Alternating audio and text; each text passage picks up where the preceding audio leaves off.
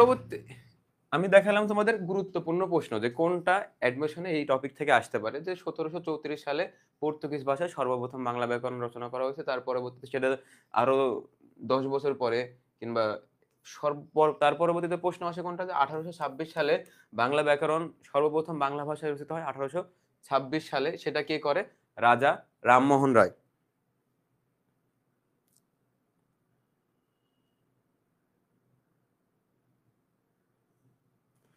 রাজা রামমোহন রায়। এই নামটা কি? যে পাদ্রি ম্যানুয়াল আসম্পসাও, তোমরা যে কোনো ব্যাকরণের বই দেখলে পাবা। তো এগুলো তোমাদের পড়াতে হয় না, কারণ এগুলো তোমরা বই থেকে পড়তে পারো। বাট আমি তোমাদের গুরুত্বপূর্ণগুলো বলে দিয়ে যাচ্ছি, কারণ এই টপিকটা আমরা পড়ছি মানে তোমাদের বই দেখেও যাতে তোমরা পড়তে পারো, আমরা এরকম তোমাদের সক্ষম করে যাচ্ছি। তখন এমনি সক্ষম, তারপরে তোমাদের আমি গাইডলাইন দিয়ে যাচ্ছি। তো এখান থেকে এটা পরবর্তীতে 1833 সালে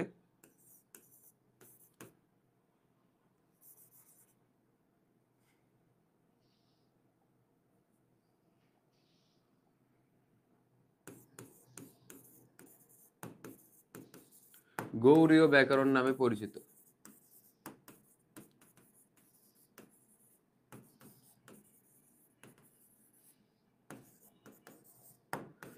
এটা পরবর্তীতে 1833 সালে গৌড়ীয় ব্যাকরণ নামে প্রকাশ হয়। এটা কার লেখা ছিল?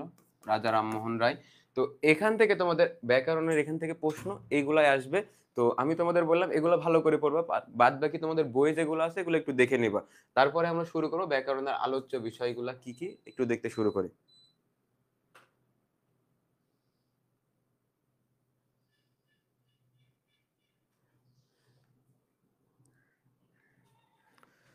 তো এতটুকু কি তোমাদের ক্লিয়ার? তাইলে আমি তোমাদের পরবর্তী টপিকে যাবো। আমাদের মেইন টপিক কি? বাংলা ব্যাকরণের আলোচ্য বিষয়, তার প্রাসঙ্গিকে আমরা তোমাদের এই কথাগুলো বললাম। তো তোমরা সবাই নোট ডাউন করে নাও, আমরা এই টপিক স্কিপ করব।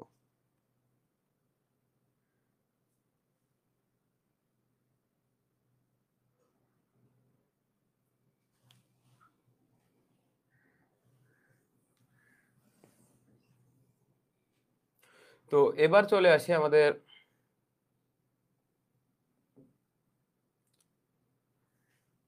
মেইন টপিক, বাংলা ব্যাকরণের আলোচ্য বিষয়। এখন বাংলা ব্যাকরণের আলোচ্য বিষয় বলতে আমরা কি বুঝি? বাংলা ব্যাকরণ আলোচ্য বিষয় মানে ব্যাকরণ কি নিয়ে আলোচনা করে, ব্যাকরণের মধ্যে কি কি রয়েছে, তাই না? যে ব্যাকরণের মধ্যে কি কি আছে, এখান থেকে আমরা কি কি পাই। তো আমাদের ছোটবেলাতে একটা কিসের আগ্রহ ছিল, যে কোনো ফোন, লাইট বা কোনো কিছু যদি ইলেকট্রনিক ডিভাইস আমাদের নিয়ে আসা হয়, তো আমাদের ওটা কেমন চলবে বা কতদিন লাস্টিং করবে, এটার চাইতে চিন্তা বেশি কি ছিল, যে ওটা কবে নষ্ট হবে, ওটা ভেঙে দেখবো ওটার মধ্যে কি আছে, ব্যাটারি ট্যাটারি কোনো কিছু আছে নাকি, কিংবা অন্য কোনো যন্ত্রপাতি এটার মধ্যে কি আছে, এটা দেখার আগ্রহ আমাদের বেশি। ঠিক তেমনিও ব্যাকরণের মধ্যে কি আছে, এটার জন্য ব্যাকরণকে আমাদের একটু ভেঙে দেখা লাগবে, যে ব্যাকরণের মধ্যে কি আছে, ব্যাকরণের মধ্যে কি আছে। তার আগে আমি তোমাদের ছোট্ট একটা প্রশ্ন করব, যে আমাদের টপার্স গাইডলাইন থেকে ওরিয়েন্টেশনের দিন তোমাদের কি রুটিন করে দেওয়া হলো, যে এই রুটিনে তোমাদের ক্লাস করতে হবে।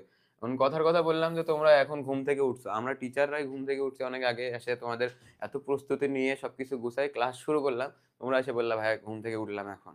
তো এইরকম কিছু নবাবদের জন্য আমি তোমাদের ছোট্ট একটা কথা বলি, যে তোমরা পড়াশোনায় কেমন, মানে রাত্রে পড়াশোনা করছো বা ঘুমাইছো এরকম।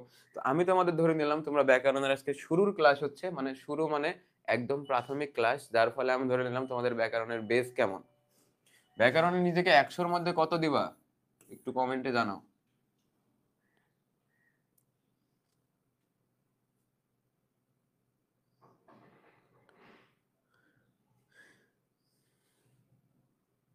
আচ্ছা, লেখার সময় দিলেন না তোমরা, এটা কি আমাদের পেজে আছে?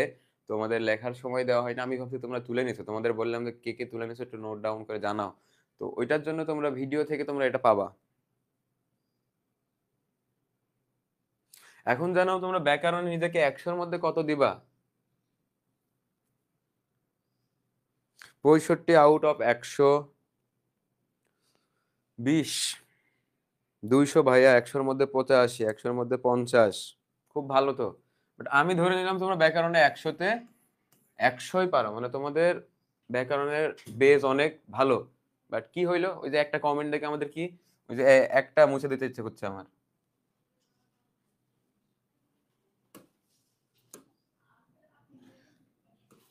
তার মানে আমি ধরে নিলাম তোমার ব্যাকরণে এই যে 0। কথার কথা ধরে নিলাম, তোমরা যেহেতু পড়তে শুরু করছো মানে একবারে শুরু থেকে শুরু করো, দেখো তোমাদের ব্যাকরণের ভিত্তি আরো মজবুত হবে। তো এখন আমরা একটু দেখি যে দুইটা বন্ধু দুইটা বন্ধু কি ক্লাস করছে। ধরো আজকে একটা টপার্স গাইডলাইনের পেজে খুব ভালো একটা পেইড ব্যাচ একটা সুন্দর ক্লাস হয়েছে, এবং কথার কথা সেই ক্লাসটা সম্পর্কে জানে না, এবং সেই ক্লাসটাতে আসে নাই। তো কি হয়েছে, পরবর্তী দিন যখন সে ক্লাসে আসছে এবং এর বন্ধু তাকে জিজ্ঞেস করছে, এই কালকে কি কোনো ক্লাস হয়েছে টপার্স গাইডলাইনের পেইড ব্যাচে? না না, কোনো ক্লাস হয় নাই। মানে তাকে মিথ্যা কথা বলতেছে।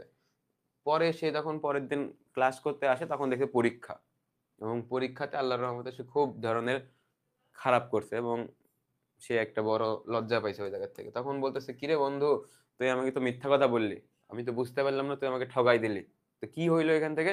তখন এই বন্ধু তখন বলতেছে, কেমন বাঁশ দিলাম তোমাকে, তো এরকম বাঁশ না খাইতে চাইলে মনোযোগ দিয়ে ক্লাস করো। তখন বলতেছে, আহারে আসলেই তো। তো এখান থেকে কনসেপ্ট থেকে আমরা কি পাইলাম, বাঁশ থেকে কি পাইলাম, যে কাউকে ঠকাই দেওয়া এবং তাকে বুঝতে না দেওয়া, বাট সে ঠকে গেছে। এখান থেকে আমরা কি পেলাম, যে কাউকে ঠকাই দেওয়া এবং বুঝতে না দেওয়া, তাই না? এটাকে আমরা বলে থাকি বাস। স্কুল কলেজ লাইফে আমাদের সবচাইতে জনপ্রিয় শব্দ। এখন তোমাদের মনে হতে পারে স্যার কি সব আজে বাজে ওয়ার্ড, আরে ভাই তোমাদের এগুলা না বললে মনে থাকবে না। তোমরা ঘুম থেকে উঠতেছো 10টার সময়, তোমাদের ক্লাস 10টার পরে তোমরা ঘুম থেকে উঠতেছো, তোমাদের এত কষ্ট করে আমরা রুটিন তৈরি করে দিছি, আমাদের কি লাভ হইলো? তো এখন আমরা একটু দেখি যে বাঁশ দেওয়া মানে কি, কাউকে ঠকাই দেওয়া। তো এত বছর ধরে ব্যাকরণ পড়তেছো, কথার কথা এসে বলতেছো ব্যাকরণের মধ্যে আমি 10%, কেউ বলতেছো 85%, খুব ভালো। বাট আমি ধরে নিলাম কি তোমরা জিরো। তো এত বছর ধরে ব্যাকরণ পড়েছো, তোমরা ব্যাকরণ পুরাপুরি বুঝতে পারো নাই। বুঝতে পারো নাই মানে কি, যে ব্যাকরণ সম্পর্কে তোমাদের ধারণা আছে, বাট ওইটা বাস্তব জীবনে ব্যবহার করতে পারছো না, পরীক্ষাতে কাজে লাগাইতে পারছো না, এবং ভুল করছো। এটার কারণে কি, ব্যাকরণ তোমাদের ঠগাইছে নাকি তোমরা ব্যাকরণকে ঠগাইছো? দিন শেষে দেখতে পাচ্ছ যে ব্যাকরণ তোমাদের ঠগাই দিছে। তাহলে এখন আমি একটু খারাপ ভাষাতে বলি, তোমরা ব্যাকরণকে বাঁশ দিছো নাকি ব্যাকরণ তোমাদেরকে বাঁশ দিছে, এটা বলো।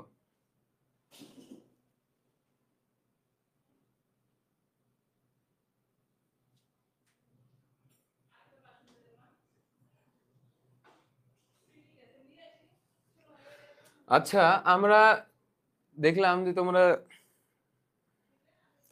ব্যাকরণের এখান থেকে তোমরা কি বুঝতে পারলা, যে তোমরা মোটামুটি ভালোই ব্যাকরণে।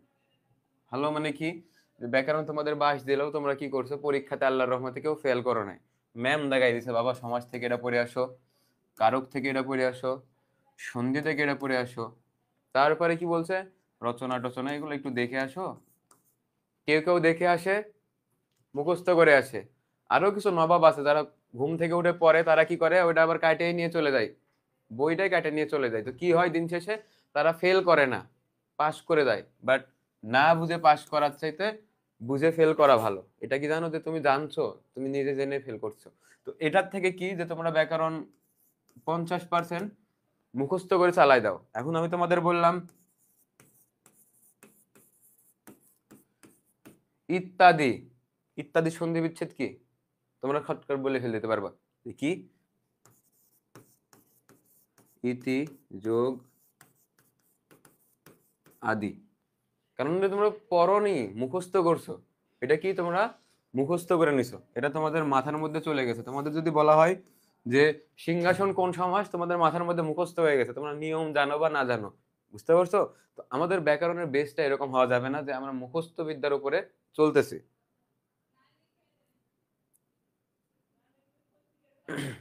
তো আমরা মুখস্থ বিদ্যাকে একবারের জন্য টোটালি বাই বলে ব্যাকরণকে আমাদের নিজের মধ্যে আয়ত্ত করার জন্য ক্লাসটা শুরু করা যাক। তো ব্যাকরণ তোমরা যা হয়েছে তোমাদের সাথে এগুলা ভুলে যাও, আমরা ভুলবো না। জসিমউদ্দিনের প্রতিদান কবিতাতে একটা লাইন আছে যে, কাঁটা পেয়ে তারে ফুল করে আমি ধান, কিন্তু তোমরা তো সকাল 10টার সময় ঘুম থেকে উঠো, তোমরা বুক খুলো কম, ফেসবুক খুলো বেশি, গ্রামে যাও কম, ইনস্টাগ্রামে যাও বেশি। তো এটার জন্য তোমাদের সমস্যা, যার ফলে তোমাদের সমস্যাগুলো দূর করতে হলে আমাদের ক্লাসটা পুরোপুরি করা লাগবে। এখন তোমরা কি 50% মুখস্থ করে চালাই দিছো, তো ব্যাকরণের থেকে শুধুমাত্র তোমরা ঠকে যাওনি, তোমরাও তাকে ঠকাইছো, বাট 50%। তো ব্যাকরণের থেকে তোমরা কতটুকু পাইছো?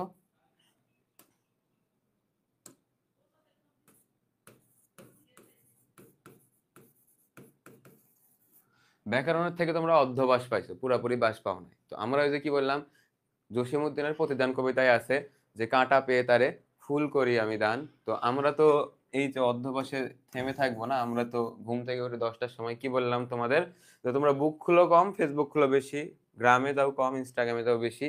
তো এটার জন্য আমাদের জন্য এই লাইন না, কারণ আমাদের জন্য কি, যে কঞ্চি পেয়ে তারে বাস করি আমি দান। তোমাদের প্রতিদানটা এরকম, বুঝতে পারছো? যে মেহেদী ভাইয়া কষ্ট করে তোমাদের রুটিন করে দিল, তোমরা সকাল 10টা 12টার সময় ঘুম থেকে উঠতেছো, এটা কি হইলো তাইলে?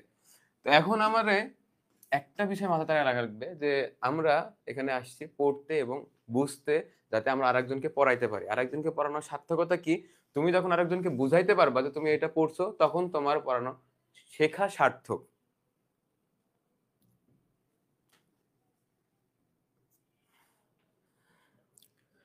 কে কমেন্ট করছে ভাইয়া মাদক নিয়ে রচনা দেন, 40 পৃষ্ঠা লিখে আসবো? কে ভাই? তুই ভাই, তুই চুপ থাক। এখন আমরা এই যে অধ্যবসায় পাইলাম, এখন ব্যাকরণকে ভাঙবো আমরা। আমরা কি বললাম যে আমাদের মধ্যে একটা আগ্রহ থাকে কোনো নতুন জিনিস আসলে কি পাবো। তো ব্যাকরণকেও যদি আমরা ভাঙি তাহলে কি পাবো? মৌলিক উপাদান।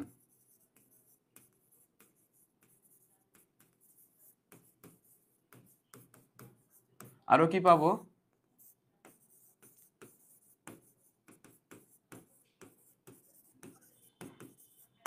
মৌলিক উপাদান পাবো এবং কি পাবো? আলোচ্য বিষয়। এখন ব্যাকরণের মৌলিক উপাদান কয়টি? ব্যাকরণের মৌলিক উপাদান কয়টি আমরা জানি না। ওই যে আমাদের যে বাঁশ খাইছি আমরা, ওইখান থেকে আমরা দেখবো, যে কারণ আমরা তো ছেড়ে দেওয়ার লোক না, তাই না? তো এখান থেকে একটু খেয়াল করি, একে ভেঙে ফেলে দিই আমরা। একটা, দুইটা, তিনটা, চারটা, 1 2 3 4, মোট 4টা অংশ পাইছে। মানে তাকে ভাঙছি কয়টা ভাগে? 4টা ভাগে ভাঙছি। তার মানে ব্যাকরণের মৌলিক উপাদানও 4টি, আলোচ্য বিষয়ও 4টি। এখন এই 4টি কি কি আমরা কি মুখস্থ করব? মুখস্থ করব কেন? ওই যে ব্যাকরণ থেকে বের করে নিয়ে আসবো 4টি কি কি। ওই যে অ দেখতে পাচ্ছি না? অতে কি পাবো?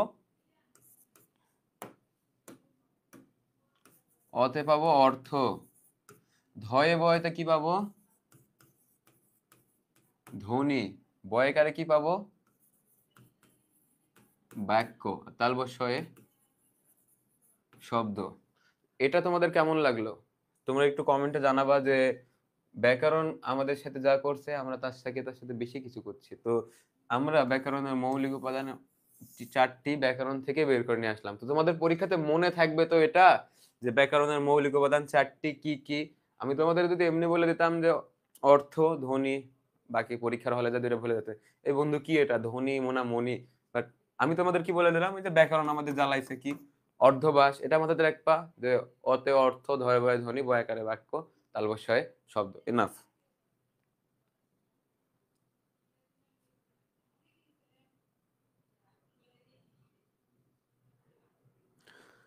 আচ্ছা, এতটুকু কি ক্লিয়ার? তাহলে আমরা পরের আলোচ্য বিষয়ের দিকে যাব।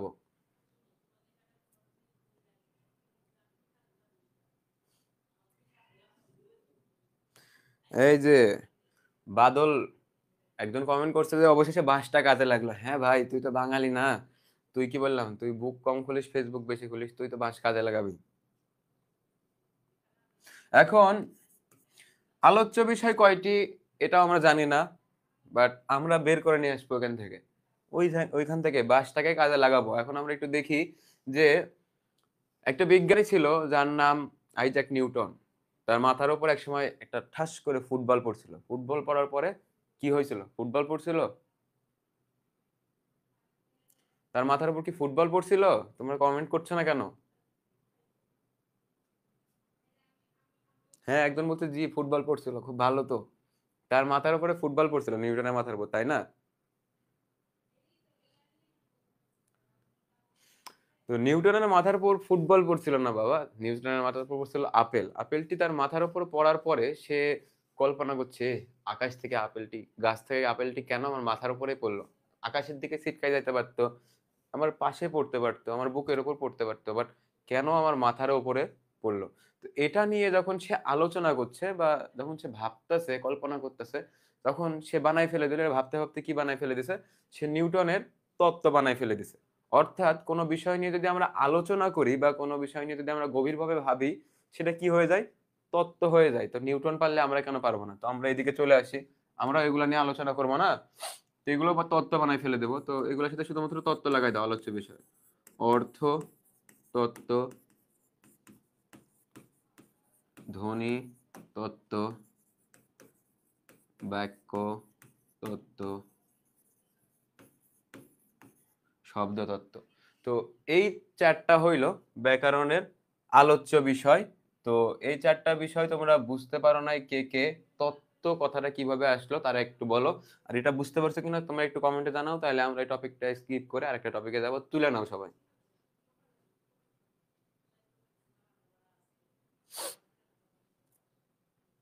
জাকিয়া সুলতানা আজকের বাস আগামী দিনের মই, অবশ্যই এই মই দিয়ে আমরা অ্যাডমিশনের সিঁড়ি পার করব। নিউটন তত্ত্ব, নারকেল পড়লে ভালো হইতো, ওইখানে মারা যাইতো।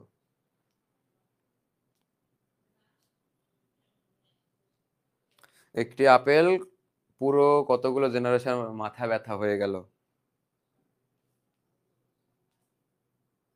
ওকে, এটা কি ক্লিয়ার? তাইলে এটা মুছে দিলাম, ভয় পাও না।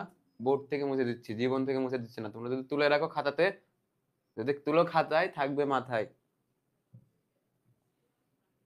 এখন আমাদের এগুলা বাদ করে দিই, অধ্যবসায়টাকেও বাদ করে দিলাম।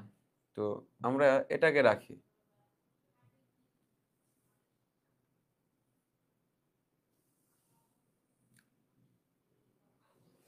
আলোচ্য বিষয় পেলাম কয়টা?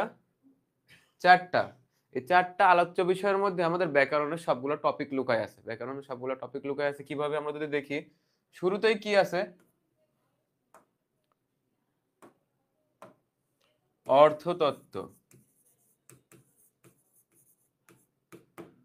অর্থতত্ত্বের আলোচ্য বিষয় কোনগুলা? আমরা কি জানি অর্থতত্ত্বের আলোচ্য বিষয় কোনগুলা?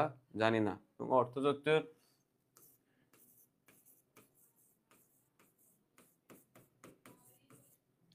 অর্থতত্ত্বের পারিভাষিক শব্দ হলো সেমান্টিসিস। অর্থতত্ত্বের পারিভাষিক শব্দ হলো সেমান্টিসিস। তো এটা তোমাদের পরীক্ষাতে আসে মাঝে মধ্যে, একটু তুলে রাখো। তো অর্থতত্ত্বের আলোচ্য বিষয়গুলা কি কি, অর্থতত্ত্বের মধ্যে কি কি আলোচ্য বিষয় রয়েছে, এটা আমরা কিভাবে জানবো?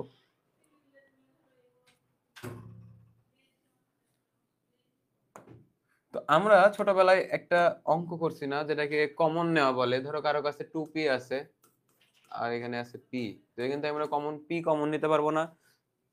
তো আমরাও অর্থতত্ত্বের আলোচ্য বিষয়গুলো একটু জানবো কিভাবে। এই যে কমন নিয়ে, এখান থেকে কি কমন নিব? থয়রেপ কমন নিব। থয়রেপ কমন নিলে কি হবে আমাদের একটু দেখি।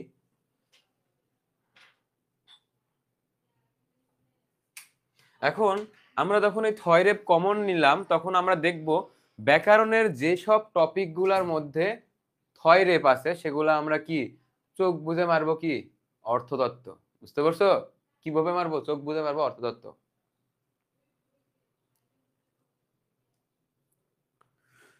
তো হ্যাঁ, সবাই হ্যাঁ ধরছো যে চোখ বুজে মারবো। চোখ বুজে মারার দরকার নাই, চোখ খুলে বল পূরণ করো অ্যাডমিশনে। না হয় একটা পূরণ করতে আরেকটা পূরণ করে দেবে, দোষ হবে কার? সব দোষ ভাই, আর কি পড়াইছে মাথায় থাকে না। তো অর্থতত্ত্বের মধ্যে যেখানে থয়রেপ দেখবো, এখন আমি দেখলাম তোমাদের সাহিত্য পাঠ বই খুললে দেখতে পাবো একটা শব্দ শব্দার্থ।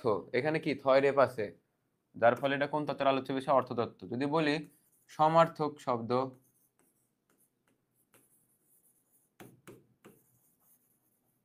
সমার্থক শব্দ এটা ব্যাকরণের কোন তত্ত্বের আলোচ্য বিষয়? এখানেও থয়রেপ আছে, আমরা খেয়াল করলে দেখতে পাবো থয়রেপ আছে, থয়রেপ আছে। যদি বলি মুখ্যার্থ,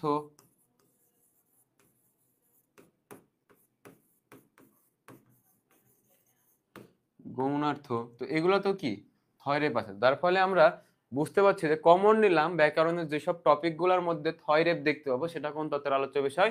অর্থতত্ত্বের আলোচ্য বিষয়। এটা ক্লিয়ার কিনা একটু জানো।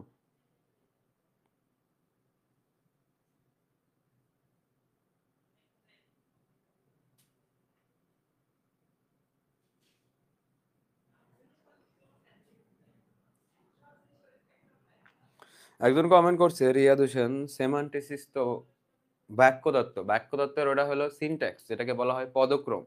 পদক্রম কেন বলা হয়? কারণ বাক্যগুলোকে যদি এলোমেলো ভাবে সাজানো থাকে তাহলে কিন্তু পদক্রম হইল না।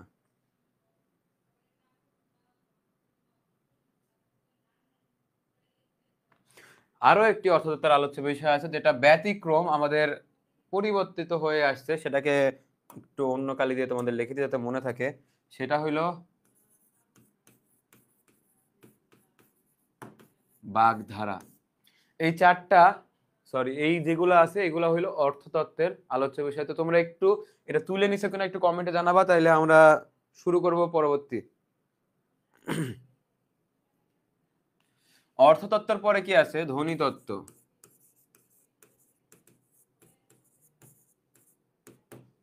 এখন ধ্বনিতত্ত্বর আরো একটি পারিভাষিক শব্দ আছে যেটাকে বলা হয় ফোনোলজি। ধ্বনিতত্ত্বের ইংরেজি পারিভাষিক শব্দ হলো ফোনোলজি, যেটাকে আমরা কি বলবো যে ধ্বনিতত্ত্বের আলোচ্য বিষয়গুলা কি কি। এখন এখান থেকে কি আমরা কমন নিয়ে পড়বো? ওইটাও কমন নিয়ে পড়লাম, এটাও কমন নিয়ে পড়বো? কমন নিয়ে পড়বো না, তো আমরা এখান থেকে ছন্দ নিয়ে পড়বো, কারণ তোমাদের সিতাব ভাইয়া শুধুমাত্র ছন্দ বলে না, আমিও হালকা পাতলা ছন্দ টন্দ পারি, বুঝতে পারছো? আমি একটা ছন্দই পারি, কি তুমি ফুল আমি কলি চলো দুজন কথা বলি, তো কথা আর হয় না কারোর সাথে। তো এদিকে একটু দেখি ধ্বনিতত্ত্বের আলোচ্য বিষয়গুলোর মধ্যে কি কি রয়েছে। ধ্বনি সম্পর্কিত সবগুলাই ধ্বনিতত্ত্বের আলোচ্য বিষয়, ধ্বনি সম্পর্কিত সবগুলাই ধ্বনিতত্ত্বের আলোচ্য বিষয়। তো এদিকে একটু আমরা একটু ছন্দের মতো করে দেখি।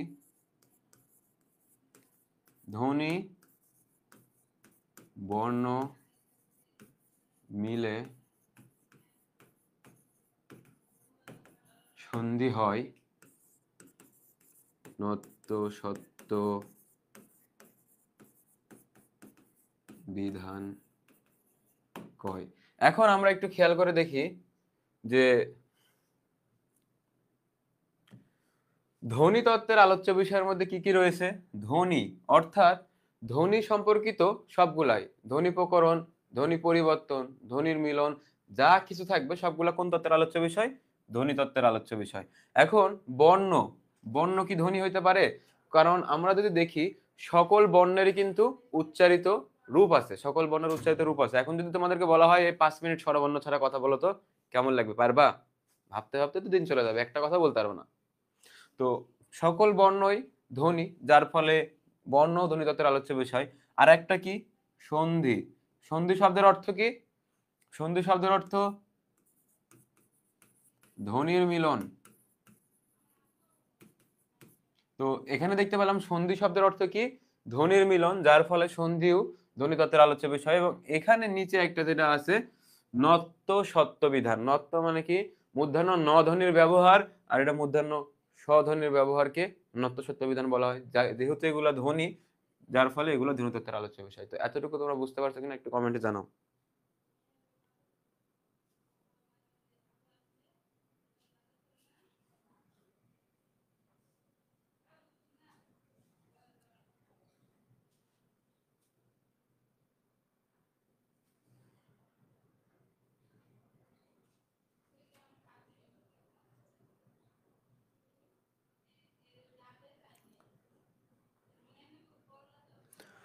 সে এতটুকু ক্লিয়ার কিনা সবাই একটু কমেন্টে জানাও, তাহলে এটা আমি মুছে দেব।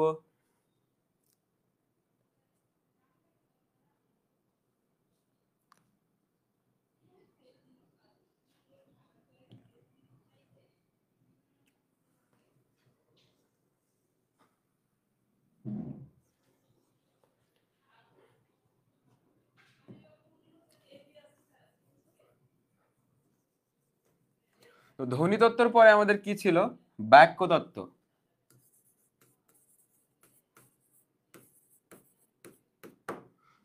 ধ্বনি তত্ত্বের পরে কি দেখলাম? বাক্য তত্ত্ব। এখন বাক্য তত্ত্বের আলোচ্য বিষয়গুলা আমরা কিভাবে মাথাতে রাখবো? বাক্য তত্ত্বের আলোচ্য বিষয়গুলা আমরা একটু খেয়াল করে দেখি। জ্যোতির বাবার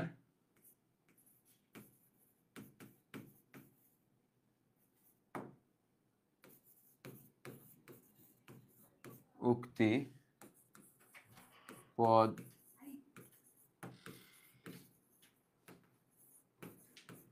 পরিবর্তন।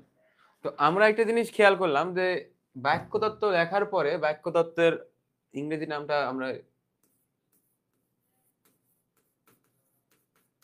সিনট্যাক্স। বাক্য তত্ত্বের ইংরেজি পারিভাষিক শব্দ কি? সিনট্যাক্স। এবং এটার বাক্য তত্ত্বের আরো একটি নাম হলো পদক্রম। বাক্যতত্ত্বের আরো একটি নাম হইল পদক্রম।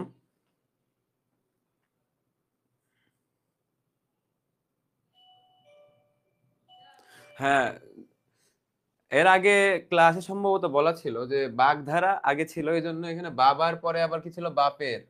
বাট ওটার পরিবর্তন হয়েছে, বাগধারা তো চলে গেছে, অর্থতত্ত্বের আলোচ্য বিষয় তো ওটা আগের ইয়ে ছিল। তো আমরা একটু এখানে খেয়াল করে দেখি যে আমরা কি বললাম যে জ্যোতির বাবার একটাই উক্তি, পদ পরিবর্তন। এখন জ্যোতিকে জানি না আমরা, তার বাবাকে তাও জানি না, তো তার একটাই উক্তি কি, পদ পরিবর্তন। এখন ধরো কথার কথা বললাম, জ্যোতি নামের একটা মেয়ে ছিল, সে অনেক সুন্দর, তো তার বাড়িতে খালি বিয়ের সম্বন্ধ আসে, তো তার বাবার একটাই উক্তি যে বিয়ে দিব না, যান এই পাশ দিয়ে আসছেন এই পথ দিয়ে চলে যান, মানে পথ পরিবর্তন করে চলে যান। তো ওইখান থেকে আমরা কি ধরে নিলাম যে জ্যোতির বাবার একটাই উক্তি, পথ পরিবর্তন। আগে ছিল কি বাপের, বাপের মানে কি, সেটা বাগধারা বলতে আমরা ওই জায়গাতে বসাইছিলাম। তো একটু খেয়াল করো, জ্যোতি থেকে জ্যোতি চিহ্ন, জ্যোতি চিহ্নর অপর নাম কি, বিরাম চিহ্ন।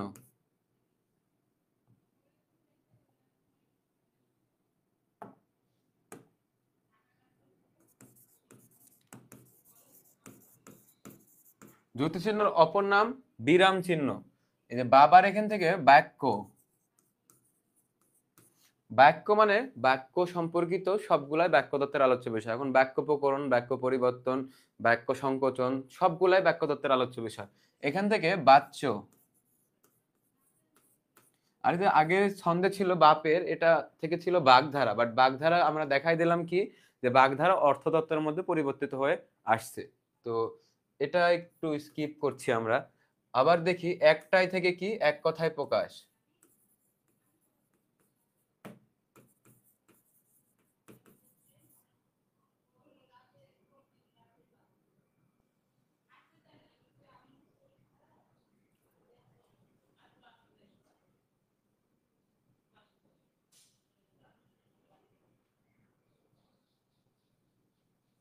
এখন উক্তি, উক্তি থেকে উক্তি নিজেই বাক্যতত্ত্বের আলোচ্য বিষয়। এখন পদ পরিবর্তন, এটাও ব্যাকরণের।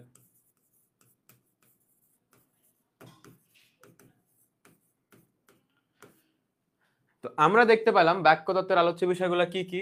জ্যোতি থেকে জ্যোতি বা বিরাম চিহ্ন, এখান থেকে বাক্য বাক্যতত্ত্বের আলোচ্য বিষয়, বাচ্য বাক্যতত্ত্বের আলোচ্য বিষয়, একটাই থেকে কি, এক কথায় প্রকাশ, উক্তি, উক্তি নিজে বাক্যতত্ত্বের আলোচ্য বিষয়, এবং পদ পরিবর্তন। সবশেষে নতুন ব্যাকরণ অনুসারে বাক্যতত্ত্বের আরো একটি আলোচ্য বিষয় যুক্ত হয়েছে, সেটাকে বলা হচ্ছে কারক। এটা খুব রিসেন্ট বাক্যতত্ত্বের সাথে যুক্ত হয়েছে, যেটা কারক বাক্যতত্ত্বের আলোচ্য বিষয়। তো বাক্যতত্ত্বের আলোচ্য বিষয়ের মধ্যে অন্তর্ভুক্ত কি, কারক। তোমরা এটা একটু মার্ক করে রাখবা, যাতে পরীক্ষাতে প্রশ্ন আসলে তোমরা অ্যান্সার করতে পারো। এবং এছাড়া আরেকটি বললাম যে বাগধারা কোন তত্ত্বের আলোচ্য বিষয়, তো অর্থতত্ত্ব, ওটা কিন্তু তোমাদের দেখাই দিচ্ছি, মার্ক করে দিচ্ছি। পাশাপাশি কি, কারক, এটা বাক্যতত্ত্বের নতুন সংযুক্ত হয়েছে। হয়তো আমি গত ক্লাসেও আমি দেখাইছিলাম যে কারক শব্দতত্ত্বের আলোচ্য বিষয়, বাট এটা পরিবর্তন। তোমরা অনেকে আমাকে প্রশ্ন করছিলা, আমি তোমাদের বলছিলাম যে আমি তোমাদের নেক্সট ক্লাসে এই বিষয় নিয়ে উত্তর দিব। তো কারক বর্তমানে 9-10 পুরাতন বোর্ড বই অনুসারে কারক হইল, যদি প্রশ্ন আসে কারক 9-10 বোর্ড বই অনুসারে কারক হইল শব্দতত্ত্বের আলোচ্য বিষয়। বাট অপশনে যদি দুইটা অপশন থাকে, কারক এবং বাক্যতত্ত্ব, তোমরা কিন্তু অবশ্যই কারক নতুন ব্যাকরণ অনুসারে বাক্যতত্ত্বের আলোচ্য বিষয় এটাই দিবা। যদি অপশনে দুইটাই আসে যে বাগধারা কোন তত্ত্বের আলোচ্য বিষয়, বুঝতে পারছো, তাইলে বাক্যতত্ত্ব দিবা না, দিবা অর্থতত্ত্ব। আর যদি অর্থতত্ত্ব না থাকে তাহলে বাক্যতত্ত্ব দেওয়া লাগবে। এরকম কিছু কনফিউশন প্রশ্ন আসে।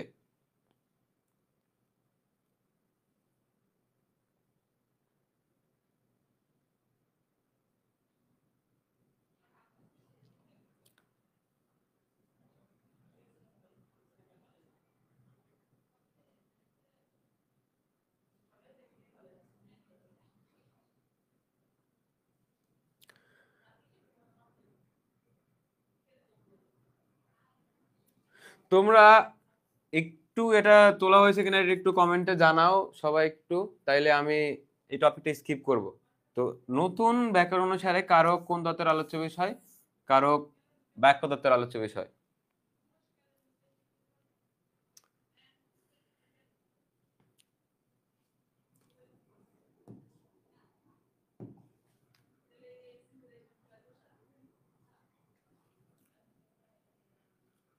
তো এতটুকু কি তোমাদের তোলা হয়েছে, আর একটু জানাও।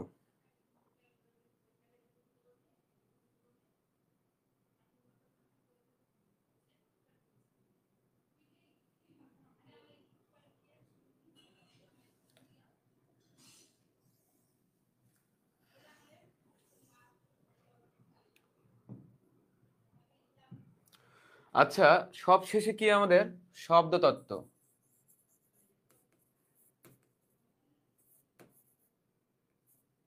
শব্দতত্ত্বের আরেক নাম কি? রূপতত্ত্ব। এবং শব্দতত্ত্বের পারিভাষিক শব্দ হইল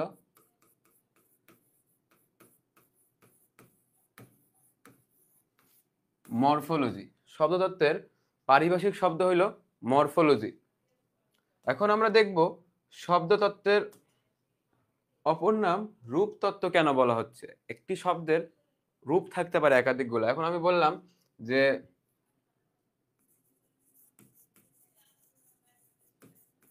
আমাদের গাছের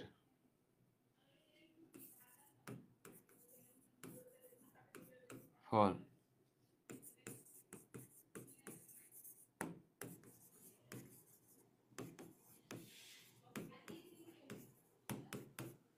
আমরা একটু খেয়াল করি একটা শব্দের দুইটি রূপ কিভাবে আসে, কিংবা শব্দতত্ত্বকে কেন বলা হয় রূপতত্ত্ব। এখন আমি তোমাদের বললাম, এখন একটা বিষয় খেয়াল করো, আমি তোমাদের বললাম যে আমাদের গাছের ফল, কথাটার অর্থ বলতে কি বুঝি?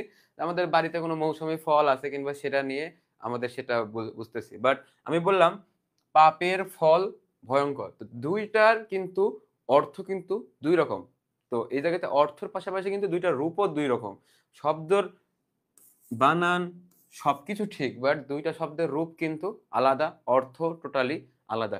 এই জন্য একটা শব্দের বিভিন্ন রূপ থাকতে পারে, যার ফলে শব্দতত্ত্বকে বলা হয় রূপতত্ত্ব। এতটুকু তোমরা বুঝতে পারছো কিনা তাইলে বলো। তাহলে আমরা রূপতত্ত্বের বা শব্দতত্ত্বের আলোচ্য বিষয়গুলো একটু জানবো।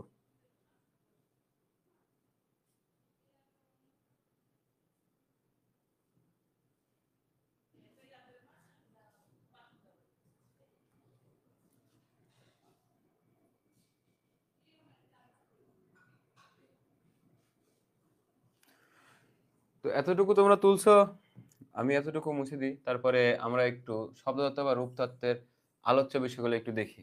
তো এটাও আমরা শর্ট একটা টেকনিকের মধ্যে দিয়ে আমরা একটু মাথায় রাখবো। তো সবাই একটু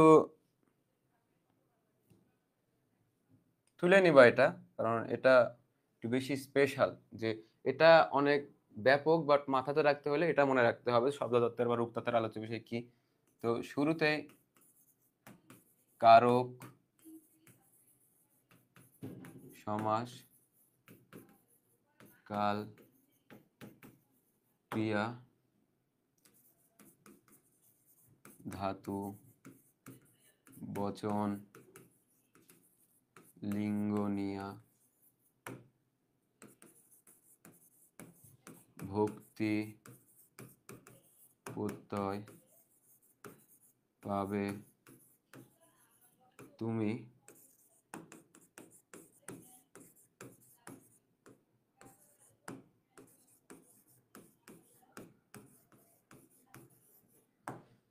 এখন আমি তোমাদের একটা ছন্দ বললাম। তো এখান থেকে ছন্দর শুরুতেই তোমরা সবাই একটু ক্লাসে মনোযোগী হও। তো কারক শুরুতে ছিল ব্যাকরণে, কিন্তু তোমাদের অ্যাডমিশনে প্রশ্ন আসতেই পারে যে কারক শুরুতে বা এর পূর্বে ব্যাকরণের কোন তত্ত্বের আলোচ্য বিষয় ছিল কারক, যার ফলে আমি তোমাদের এটা দিলাম যে কারক শুরুতে ছিল, পূর্বে শব্দতত্ত্বের আলোচ্য বিষয় ছিল, কিন্তু বর্তমানে কারক কোন তত্ত্বের আলোচ্য বিষয়? বাক্য তত্ত্বের আলোচ্য বিষয়, যার ফলে কারককে আমরা রাখলাম। বাট এখান থেকে আমরা দেখি সমাস, কাল ক্রিয়া মানে কি? ক্রিয়ার কাল। ধাতু, এটাও একটা টপিক। বচন, এটাও একটা টপিক। লিঙ্গ বলতে আমরা এখানে বুঝছি পুরুষ স্ত্রীবাচক শব্দ।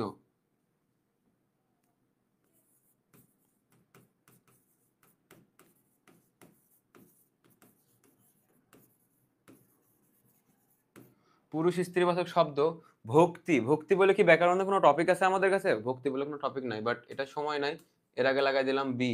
বাট এখন দেখো বিভক্তি নামে কিন্তু ব্যাকরণে টপিক আছে। তারপরে প্রত্যয়, প্রত্যয় এ বলতেছে আমি যমজ ভাই, আমি একা একা কোনো কাজ করতে পারি না। তো বলতেছে তোমার আরেকটা ভাইয়ের নাম কি? তো বলতেছে আমার আরেকটা ভাইয়ের নাম হইলো প্রকৃতি। তারপরে পাবে তুমি রূপতত্ত্ব। শব্দতত্ত্বের অপর নাম কি? রূপতত্ত্ব। শব্দতত্ত্বের অপর নাম রূপতত্ত্ব।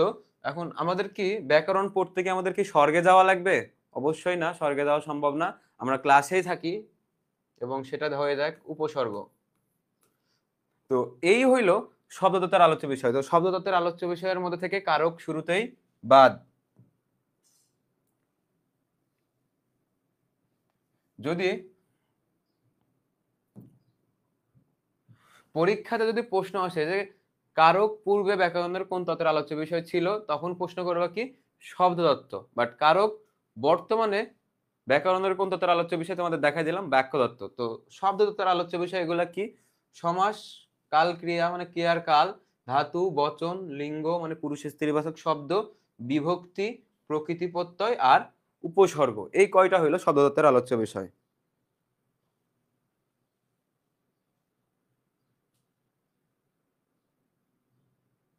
হ্যাঁ, একটা সুন্দর কমেন্ট করছে রিয়াদ হাসান যে পুরাতন ব্যাকরণ অনুসারে শব্দতত্ত্ব এবং নতুন ব্যাকরণ অনুসারে কারক বাক্যতত্ত্বের আলোচ্য বিষয় এবং শব্দতত্ত্বের আলোচ্য বিষয় এগুলা।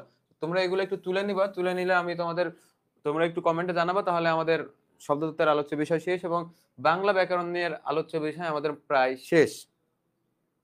আচ্ছা ভাইয়া, এটা আরেকবার বলেন।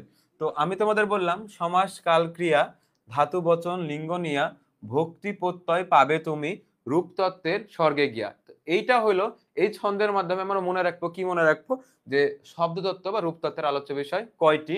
তো এখান থেকে সমাস নিজে শব্দতত্ত্বের আলোচ্য বিষয়। কাল ক্রিয়া মানে ক্রিয়ার কাল, যেটা তোমরা কাল ক্রিয়া চিন্তাছো না, বাট টেন্স ক্রিয়ার কাল খুব ভালোভাবে চিন্তাছো। ধাতু, ধাতু ব্যাকরণ একটা টপিক। বচন, বচন একটা টপিক। লিঙ্গ মানে কি বললাম, পুরুষ স্ত্রীবাচক শব্দ, তোমাদের নিচে একটু মার্ক করে দিছি। ভক্তি, ভক্তি তো বলে ব্যাকরণের কোনো টপিক নাই, বাট বিভক্তি আছে। তো প্রত্যয়, এটা শুধুমাত্র একটা টপিক না, প্রত্যয়ের সাথে শুরুতে তার ভাই আছে কি প্রকৃতি, প্রকৃতি প্রত্যয় ব্যাকরণ একটা টপিক। পাবে তুমি রূপতত্ত্বে, রূপতত্ত্ব কেন লিখছি, শব্দতত্ত্বের অপর নাম রূপতত্ত্ব এবং তারপরে কি উপসর্গ, এই কয়টা হলো শব্দতত্ত্বের আলোচ্য বিষয়। এবং শব্দতত্ত্বের পারিভাষিক শব্দ মরফোলজি এবং এটার আরো একটি নাম হইল রূপতত্ত্ব। এতটুকু ক্লিয়ার তোমাদের?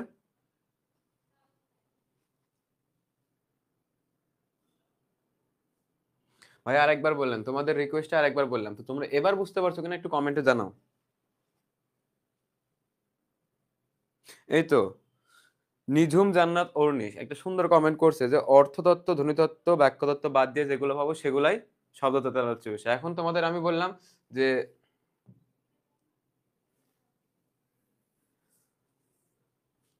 আমি তোমাদের শর্ট একটা জিনিস বলি যে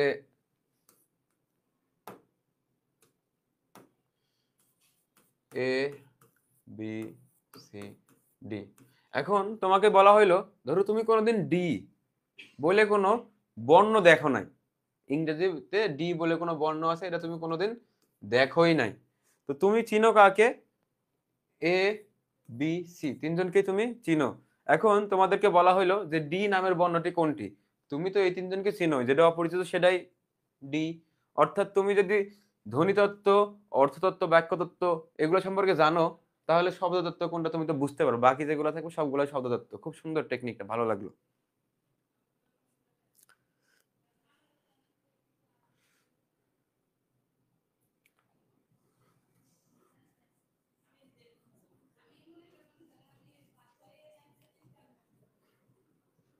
এখন বুঝতে পারছো, আমি তোমাদের জাস্ট কয়েকটা প্রশ্ন করে একটু টেস্ট করতে যাচ্ছি। সবাই একটু ফোনে কমেন্ট করার জন্য রেডি হও, যে সবার আগে কমেন্ট করতে পারবা আমি তাকে, তার নাম বলবো যে সে ফার্স্ট হয়েছে কমেন্টে, আমি উত্তর জিজ্ঞেস করব একটা প্রশ্ন লিখে। তো যে সবার আগে কমেন্ট করতে পারবে তার নাম বলবো যে সে সবার আগে উত্তর দিছে এটা।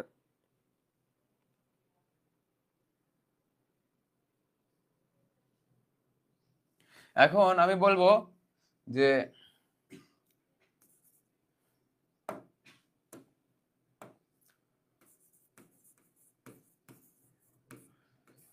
সন্ধি ব্যাকরণের কোন তত্ত্বের আলোচ্য বিষয়, সবাই একটু কমেন্টে জানাবা।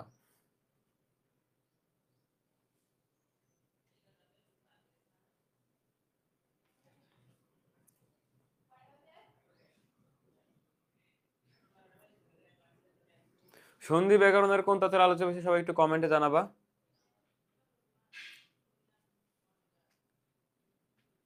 শব্দতত্ত্ব, শুরুতে যে অ্যান্সার করছো তারটাই ভুল।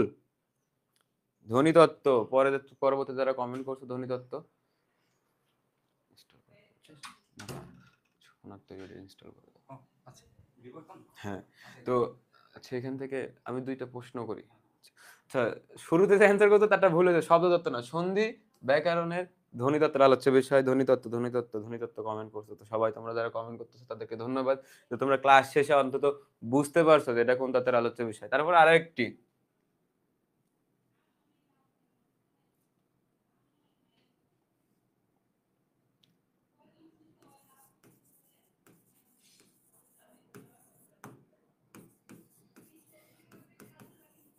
এক কথায় প্রকাশ ব্যাকরণের কোন তত্ত্বের আলোচ্য বিষয়, তোমরা একটু কমেন্টে জানাবা।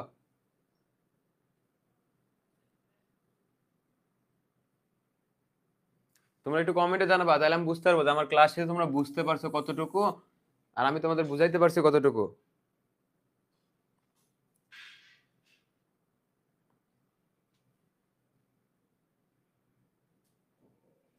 তোমরা একটু জানাও এক কথায় প্রকাশ ব্যাকরণের কোন তত্ত্বের আলোচ্য বিষয়।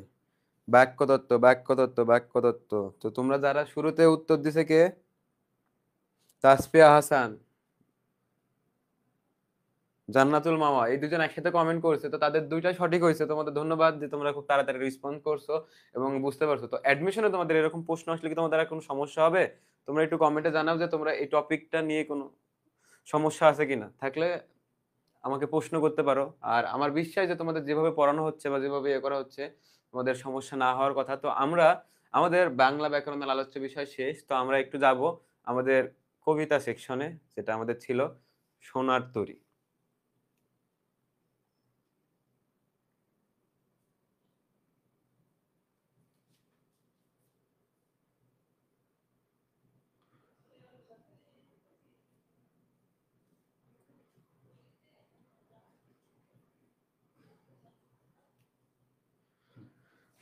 আচ্ছা,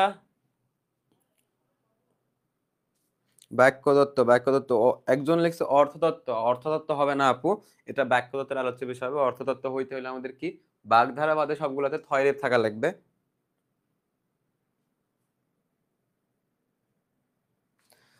আচ্ছা, তো বাংলা ব্যাকরণের আলোচ্য বিষয়ে কোনো সমস্যা আছে? নাই।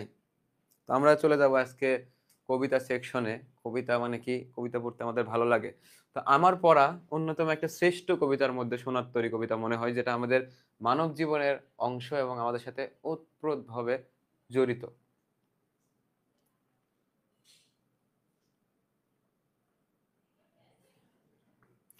তো সোনার তরী কবিতা কিন্তু আমি পড়াবো পরে, বাট আগে 2-3 মিনিটের একটা গল্প শোনাবো। বুঝতে পারছো?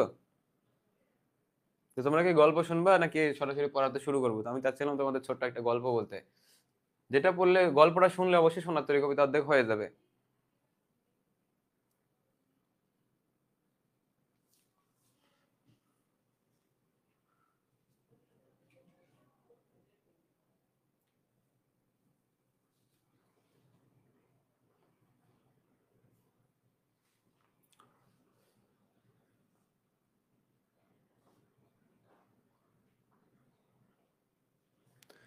আচ্ছা, তাশা কমেন্ট করছে, তো আমার কমেন্ট না পড়লে আর কমেন্ট করবো না, আমি তোমার কমেন্ট পড়লাম।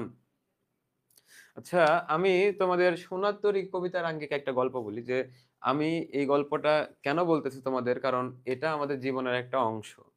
পৃথিবীতে আমরা জন্মেছি কিন্তু যে উদ্দেশ্যে, আমরা কিন্তু সেটা ভুলে যাই কি, দিন শেষে কিন্তু আমাদের কর্মব্যস্ততা, আমাদের উদ্দেশ্য, লক্ষ্য থেকে লোকভয়। রাজভয় থেকে লোকভয় প্রবণতা কেন বেশি বললাম?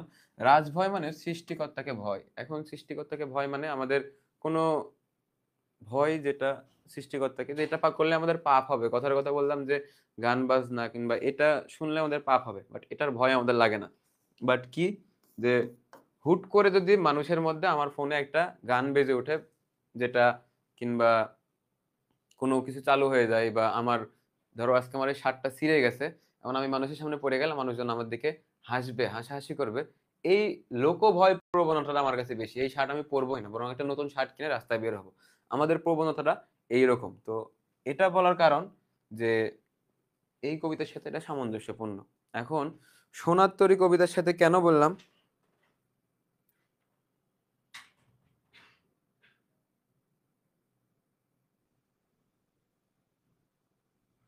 আমার বাড়ির পাশে বসে কবিতা লিখছেন কবি।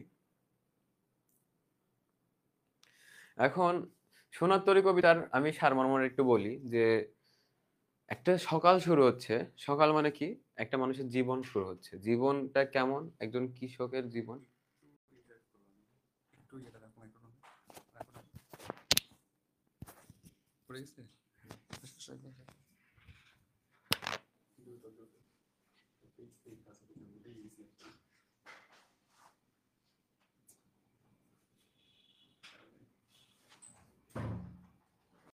এটা স্লাইডটা চেঞ্জ করব কিভাবে? এই যে ক্রস করে আচ্ছা দেখাচ্ছি। এটা তো তোমার হচ্ছে পেন, হ্যাঁ?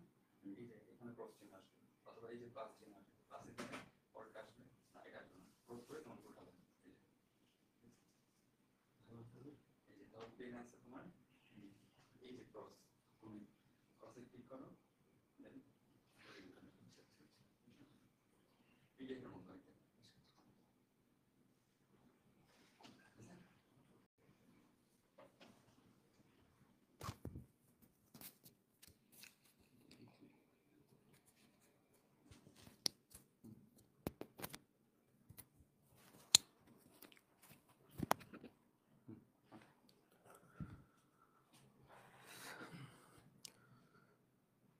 তো আমি তোমাদের কবিতাটা পড়ানোর পূর্বে তোমাদের একটা গল্প বলতে চাইলাম যে একটা লোক সকাল শুরু হচ্ছে বা একটা মানুষের জীবন শুরু হচ্ছে, সেই জীবনটা নিয়ে কি যে, আচ্ছা কবিতাটা পড়াই তারপরে তোমাদের গল্পটা বলি। তো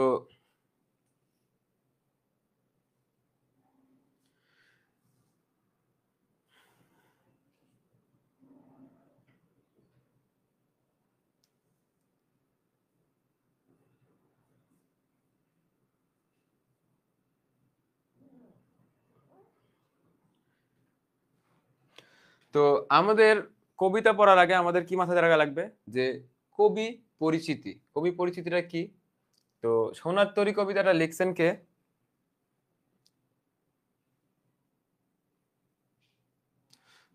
সোনার তরী কবিতাটা লিখছেন কে? রবীন্দ্রনাথ ঠাকুর। রবীন্দ্রনাথ ঠাকুর, তাই না? রবীন্দ্রনাথ ঠাকুরের আমরা অলরেডি ফেসবুকে একটা সোনার তরী কবিতার কি কে একজন পোস্ট করেছিল যে ডিজে ভার্সন ইয়ো ইয়ো রবীন্দ্রনাথ ঠাকুর নাকি।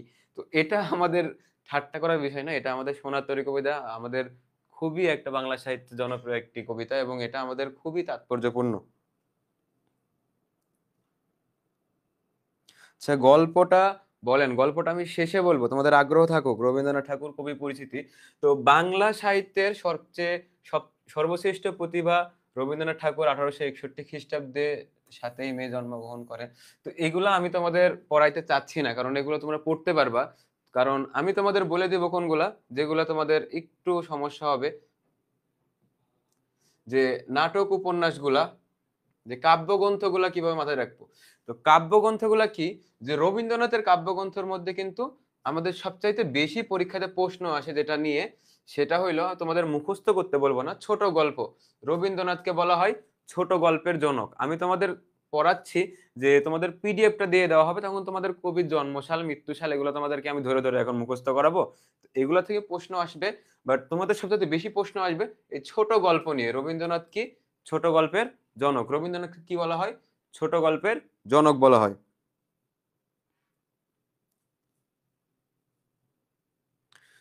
রবীন্দ্রনাথ থেকে সবচেয়ে বেশি প্রশ্ন আসবে ছোট গল্প, এবং ছোট গল্পের মধ্যে তার একটা বিষয় মাথাতে রাখবে, তার গল্পগুচ্ছ। এটা এটা নিয়ে বেশি প্রশ্ন আসবে। গল্পগুচ্ছ প্রথম দ্বিতীয় তৃতীয় খণ্ডর সালগুলো একটু মনে রাখবা, 1926 সাল 1927 সাল। তো এই দুইটা প্রথম এবং দ্বিতীয় গল্পগুচ্ছের প্রথম এবং দ্বিতীয় খণ্ড একসাথে প্রকাশিত হয় 1926 সাল, এবং তৃতীয় খণ্ড প্রকাশ হয় 1927 সাল। তার পরবর্তীতে তিন সঙ্গী গল্প স্বল্প এগুলো নিয়ে এখন অবধি আমি কোনো প্রশ্ন দেখি নাই, অ্যাটলিস্ট অ্যাডমিশনে। তো নাটক, বিসর্জন, চিত্রাঙ্গ, অচলায়তন, তো নাটকটাও একটু দেখবা, বাট সবচাইতে বেশি আসে উপন্যাস। নিচের কোনটি রবীন্দ্রনাথের উপন্যাস? অ্যাডমিশনে রবীন্দ্রনাথ সম্পর্কে যদি প্রশ্ন আসে, একটা প্রশ্ন আসবে নিচের কোনটি রবীন্দ্রনাথের উপন্যাস। তো উপন্যাসগুলো মাথায় রাখার জন্য আমাদের একটু টেকনিক অ্যাপ্লাই করা লাগবে, যে লিস্ট রবীন্দ্রনাথের উপন্যাসগুলো আমাদের মুখস্থ রাখা লাগবে। কয়টা উপন্যাস আছে? রবীন্দ্রনাথের মোট মনে হয় 12টি উপন্যাস রয়েছে। তো 12টি উপন্যাসই আমাদের মুখস্থ রাখা লাগবে।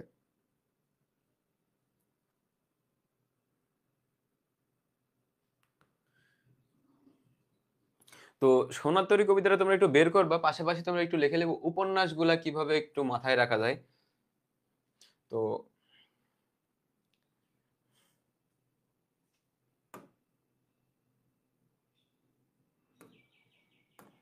আমি এটার উপরে একটু তোমাদের লিখে দিব উপন্যাসগুলা কিভাবে মনে রাখতে পারবা। আমি একটা ছন্দের মাধ্যমে তোমাদের উপন্যাসগুলা সবগুলো মাথার মধ্যে রাখাই দিব।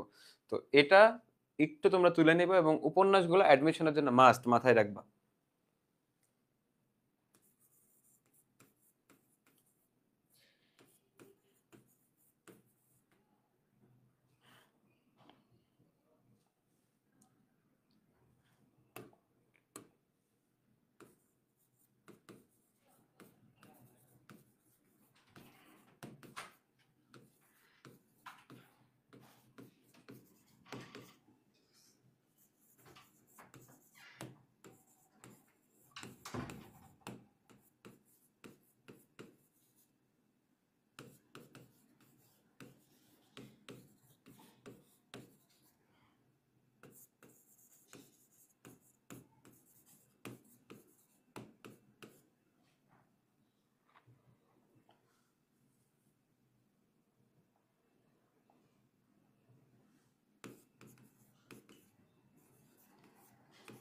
এখন আমি তোমাদের বললাম একটু যে মাগো সেজ বউরা 2-4 ঘরে চতুর চোখে নৌকা ডুবি খেলা দেখে। এখন তোমাদের কি লিখলাম আমি? মাগো সেজ বউরা 2-4 ঘরে চতুর চোখে নৌকা ডুবি খেলা দেখে। এখন এটার থেকে আমরা কিন্তু রবীন্দ্রনাথের 12টি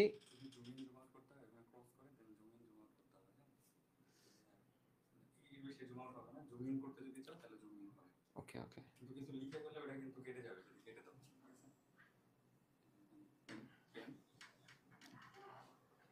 তো আমরা একটু এখানে একটু খেয়াল করে দেখি, যে আমরা একটু এই পাশে লিখি মাগো সেজ বউরা 2-4 চোখে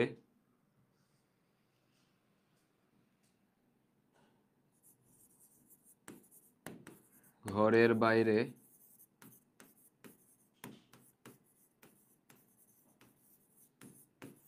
নৌকাডুবি খেলা দেখে। তো আমি কি লিখলাম তোমরা একটু এটা তুলে নিবা, যে মাগো সেজ বউরা 2-4 চোখে ঘরের বাইরে নৌকাডুবি খেলা দেখে। তো তোমরা একটু এটা তুলে নাও। সোনার তরীর চাইতে আমি তোমাদের রবীন্দ্রনাথের উপন্যাসগুলো শর্টকাটে মুখস্থ রাখার জন্য এটা কিন্তু বলতেছি, এটা একটু তোমরা তুলে নাও।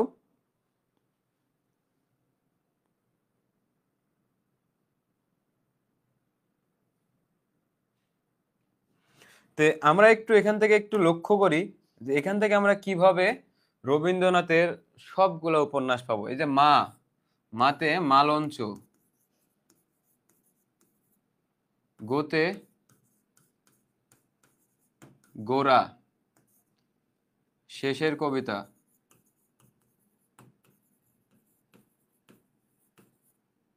যোগাযোগ, বউতে বউ ঠাকুরনের হাট,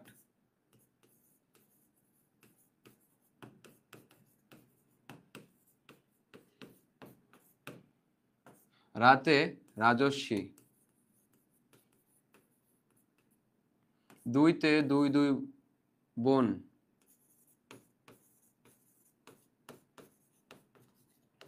চারতে 4-4 অধ্যায়,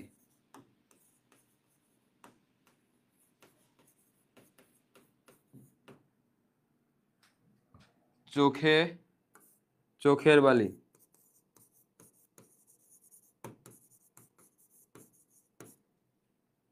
ঘরতে ঘরে বাইরে, নৌকাতে নৌকাডুবিতে নৌকাডুবি, আর খেলাতে খেলাঘর।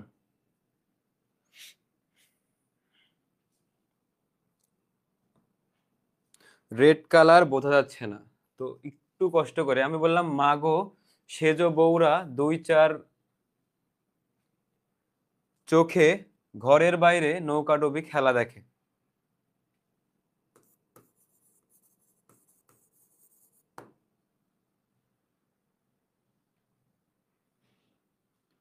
তোমরা একটু কমেন্টে জানাও যে এটা তোমাদের মুখস্থ হয়েছে কিনা, যে রবীন্দ্রনাথের উপন্যাসগুলো আমি কিভাবে মুখস্থ রাখবো, যে মাগো সেজো বউরা দুই চার চোখে ঘরের বাইরে নৌকাডুবি খেলা দেখে।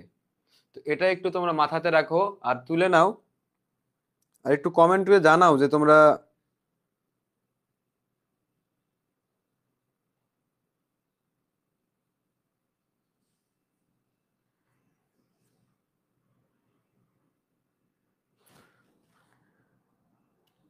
চার, ওটা চার চার অধ্যায়।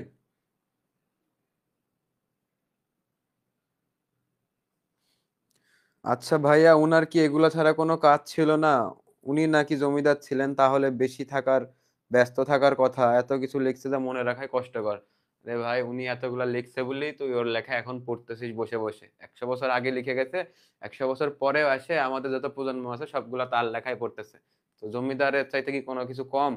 তার সাহিত্যে জমিদারি দেখ, তার বাস্তবে জমি না দেখে।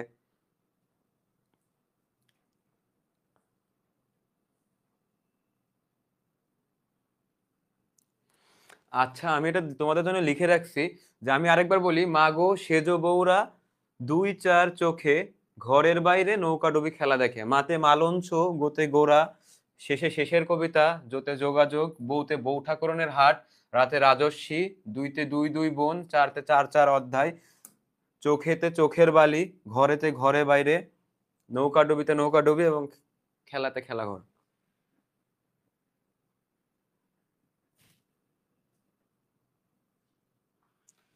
ও, একটা বাদ গেছে, সরি, দুই চার, চতুর শব্দটা বাদ গেছে। চতুরে চতুরঙ্গ। মাগো থ্যাংক ইউ, একজনকে আমার একটা এর মধ্যে থেকে একটা জিনিস বাদ গেছে। মাগো সেজো বউরা দুই চার চতুর চোখে ঘরের বাইরে নৌকাডুবি খেলা দেখে। তো এখানে চতুর থেকে চতুরঙ্গ, এটা একটু বাদ গেছিল। চারে কি, চারে চার চার অধ্যায়।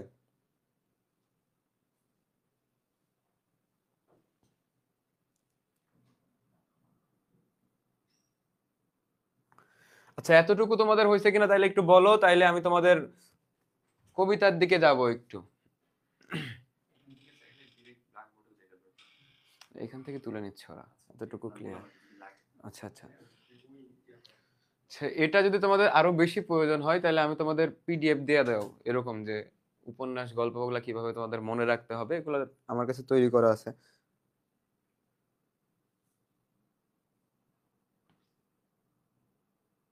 ওকে, তাহলে আমরা কিন্তু এগুলা একটু, এখন আমরা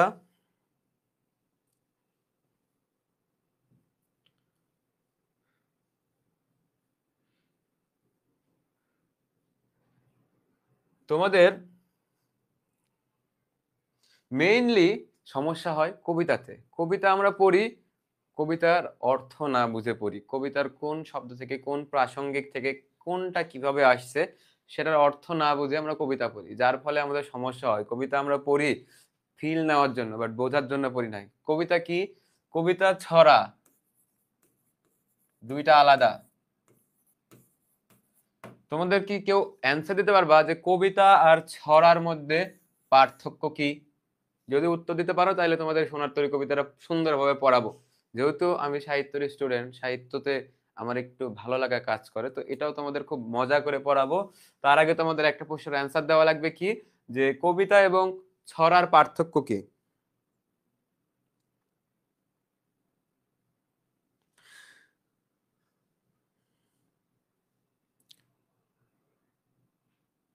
ভাইয়া সব মিলে তাইলে ওই যে খেলাঘর, ওটা মনে হয় আমার একটা মিস্টেক হয়েছে, জাস্ট খেলাঘর, এটা 12টা উপন্যাসের মধ্যে এটা অ্যাড হয়ে গেছে।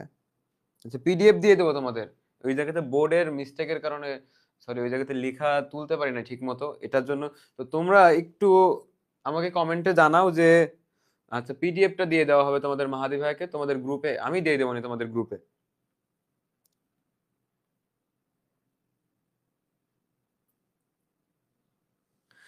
কবিতা হলো আমাদের জীবন বৃত্তান্ত, ছলনার মিল থাকে, ছন্দ থাকে, কিন্তু কবিতার অর্থ থাকে। বাংলা আমার ভালো লাগে, ছড়া অনেক শর্ট। বলতে থাকো, ছড়া শব্দের সাথে পড়তে হয়, আর ছড়া ছোট হয়। ছড়া ছোট, কবিতা বড়। তো এটা কোনো অর্থ না। ছড়া কি, যা আমরা সরাসরি বুঝতে পারি। সরাসরি বুঝতে পারি মানে কি, আমাদের কোনো ভাবার্থ থাকে না ছড়ার মধ্যে। ছোট বাচ্চাদের ছড়া কি, হাট্টিমা টিম টিম তারা মাঠে পারে ডিম, তাদের খাড়া দুটো শিং। আমরা কিন্তু ছন্দ আছে, তাল আছে, সবকিছু আছে, বাট কি, এটা আমি সরাসরি বুঝতে পারছি, এটা আমার মাথার মধ্যে চলে আসে সরাসরি, এখানে ভাবার্থ কিছু নাই।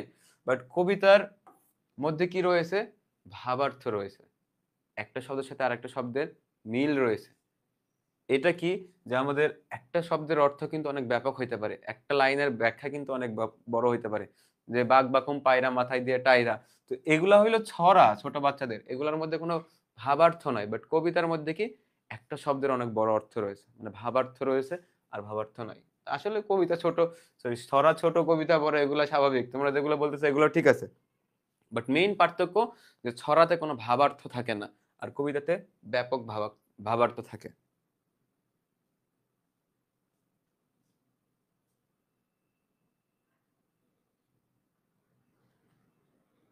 আচ্ছা, আমরা একটু তাইলে ছড়া কবিতা যেহেতু দেখলাম, তো আমরা একটু কবিতার দিকে যাই।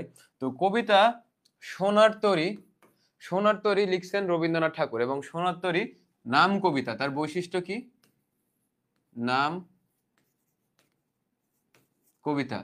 সোনার তরী কি কবিতা, নাম কবিতা, কারণ সোনার তরী রবীন্দ্রনাথের সোনার তরী কাব্যগ্রন্থের নাম অনুসারে লেখা হয়েছে, যার ফলে সোনার তরীকে কি কবিতা বলা হচ্ছে, নাম কবিতা। এবং সোনার তরী কোন ছন্দে রচিত একটি কবিতা, মাত্রাবৃত্ত, এবং যার মাত্রা হইল 8+5। তার মাত্রা বিন্যাস কি, 8+5। ভাইয়া খেলাঘর, এটা উপন্যাস না, সরি আপু, এটা তোমাদের ভুলে মিস্টেক হয়ে গেছে।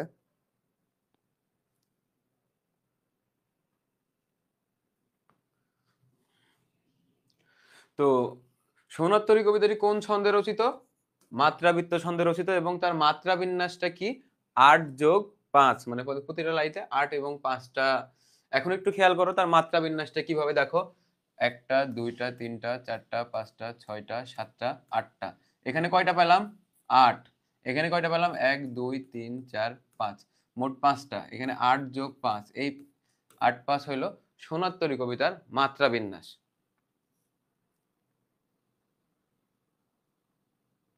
কবিতা গভীর ভাব ও আবেগ প্রকাশ করে, হ্যাঁ ঠিক আছে, এটা খুব ভালো। মাত্রাবৃত্ত, মাত্রা কি, মানে একটা কবিতার মধ্যে তোমাদের মাত্রা কি জানো না, মাত্রা মানে শব্দ, শব্দের মধ্যে কয়টি মাত্রাবৃত্ত শব্দ আছে, মাত্রাহীন, তারপরে পূর্ণ মাত্রা, অর্ধমাত্রা, তো এগুলো তো পড়া উচিত। এখন আমরা কবিতাটা পড়তে যাই, কবিতাটা আমাদের জীবনের সাথে কি প্রাসঙ্গিক এবং কবিতাটা কি অর্থ প্রকাশ করছে, তো তোমরা এতটুকু ইয়ে করে নাও। তো আমরা একটু কবিতার দিকে যাই, যে প্রতিটা শব্দের অর্থ জানা লাগবে এবং প্রতিটা লাইনের অর্থ না জানতে পারলে কবিতা পড়া তোমার বৃথা। এখন আমরা পড়ি, গগন, গগন মানে কি, আকাশ। গগনে গরজে মেঘ, গরজ মানে কি, গর্জন করছে, গর্জন মানে কি, ডাকা। ঘন বর্ষা, ঘন বর্ষা মানে বর্ষাকাল বোঝানো হয়েছে। তো প্রথম লাইন কি, গগনে গরজে মেঘ ঘন বর্ষা। তো আমরা যখন এটা পড়তেছি, এটা কিন্তু কবিতাটা কি আমাদের চোখের সামনে, কিন্তু মাত্রাবৃত্ত ছন্দের কবিতা কি আমাদের চোখের সামনে, কবিতার কাহিনীগুলো আমাদের চোখের সামনে ফুটে উঠবে, এবং তো কাহিনীগুলো আমাদের সামনে ভাসবে। তো আমরা একটা কল্পনা, মানে একটা আবহাওয়া খেয়াল করতে পারছি, যে আকাশে প্রচুর মেঘ গর্জন করছে, এবং সেটা কেমন, সেটা একটা বর্ষাকাল, তাই না। বুঝতে পারছি না আমরা, এরকম একটা আবহাওয়া আমাদের মাথার মধ্যে আসতেছে না?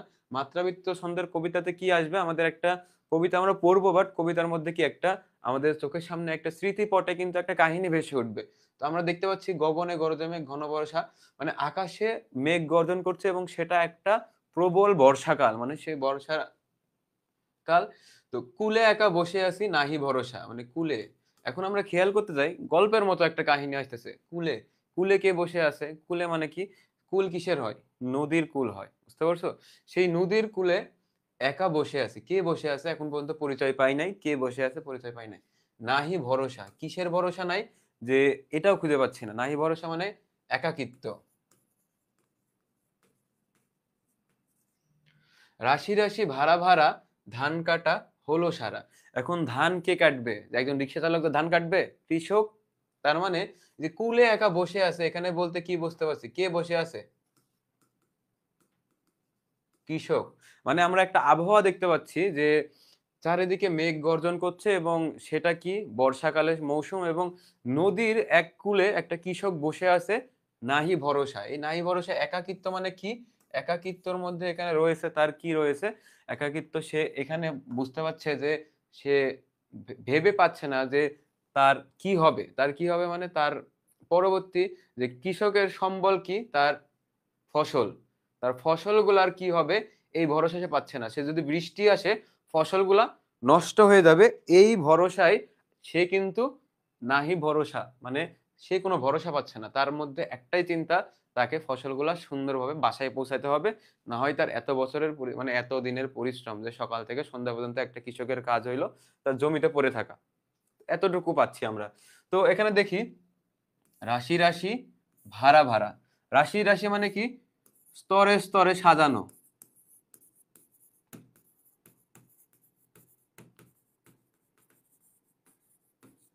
ভাড়া ভাড়া মানে কি?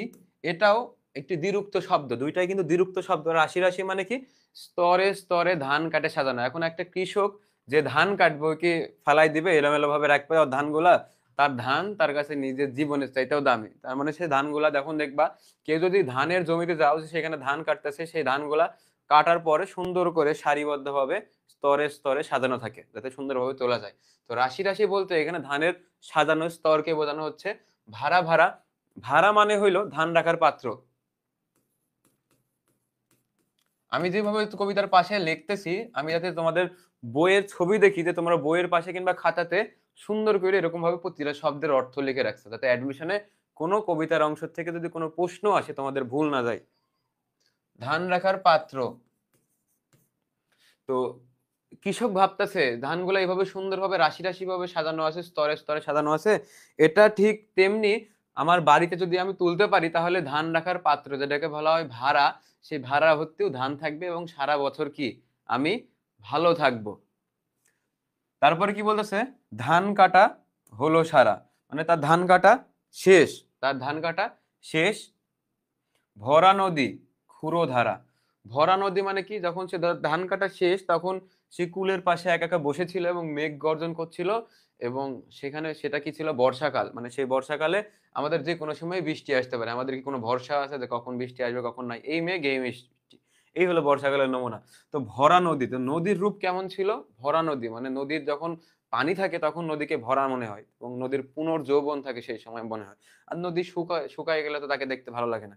তো ভরা নদী ক্ষুরধারা, এবং নদীর স্রোত গুলো কেমন? ক্ষুরধারা মানে খুরের মতো ধারালো স্রোত।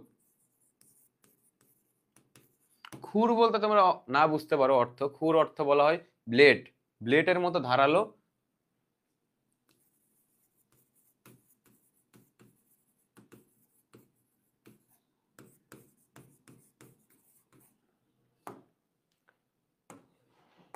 তো ক্ষুরধারা মানে কি? ধান কাটা হলো সারা, মানে তার ধান কাটাও শেষ। ভরা নদী ক্ষুরধারা, এখন সে কল্পনা করতেছে এই নদী এত ভয়াবহ হয়েছে এবং নদীর মধ্যে খুরের মতো ধারালো স্রোত বইতেছে, এটা আমি কিভাবে পার করব? তার মধ্যে এই যে নাহি ভরসার উত্তর আমরা এখানে পাইলাম, যে ভরা নদী ক্ষুরধারা মানে খুরের মতো ধারালো স্রোত বেয়ে, এবং বর্ষা আসছে, মানে আমার ধানগুলা পার করা নিয়ে সবার সমস্যা, এটাকে আমি পার করতে পারবো? এই যে নাহি ভরসা, এটার উত্তর যে আমার ধানগুলাকে আমি আমার বাসায় সুন্দর করে পৌঁছাইতে পারবো, এটার উত্তর।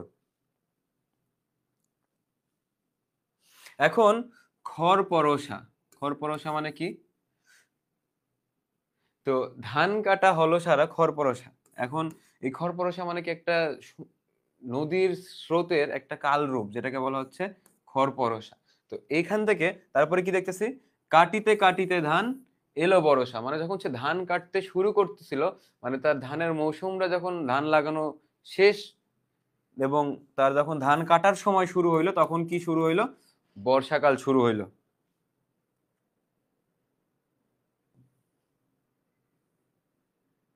তো এখানে একটু দেখি, কাটিতে কাটিতে ধান এলো বর্ষা, মানে যখন সে ধান কাটতে শুরু করছিল তখন একবার বৃষ্টি আসছিল, কারণ বর্ষাকালে কি থাকে, যে এই বৃষ্টি আসছে, এই আবার রোদ।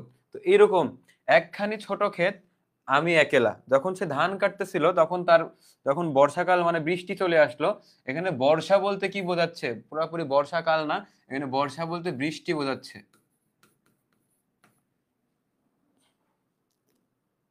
খরপরশা যখন বললাম যে একখানি ছোট ক্ষেত আমি একেলা, মানে যখন সে বৃষ্টি আসলো, আমাদের কিন্তু যখন ধান দেখবা যে তোমাদের ছাদে কিংবা কোথাও যখন ধান নেড়ে দেওয়া হয়, তখন কিন্তু যদি ধানের সময় যদি বৃষ্টি আসে তখন কি হয়?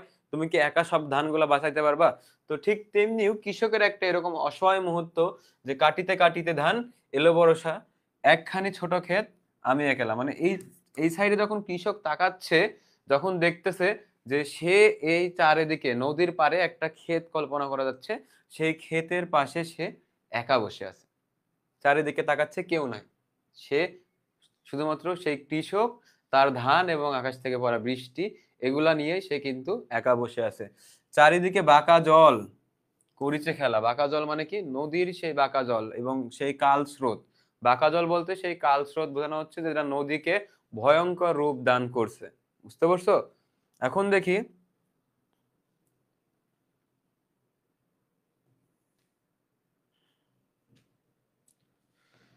পরপারে দেখি আঁকা। পরপারে মানে কি? সে কি কৃষক ছিল কোথায়? নদীর এপারে। সে ধান কাটতেছিল এবং ধান কাটতে কাটতে তার বৃষ্টি আসলো এবং সে অসহায়ের মতো এপাশে একা বসে সে ভাবতেছিল যে কিভাবে তার ধানগুলা ওই পাশে পার করবে। পরপার মানে কি? সে যে গ্রাম থেকে এসেছে, ওই নদী পার হয়ে এই জমিতে সে তার গ্রামটা দেখছে। পরপার মানে দেখি আঁকা, মানে ওই পাশে, যে নদীর ওই পাশে তার গ্রাম আছে, সেটা সে দেখতেছে, যে সেটা তরু ছায়া মসি মাখা। তরু ছায়া মসি মাখা মানে গ্রামখানি সবুজ গাছপালায় ঢাকা।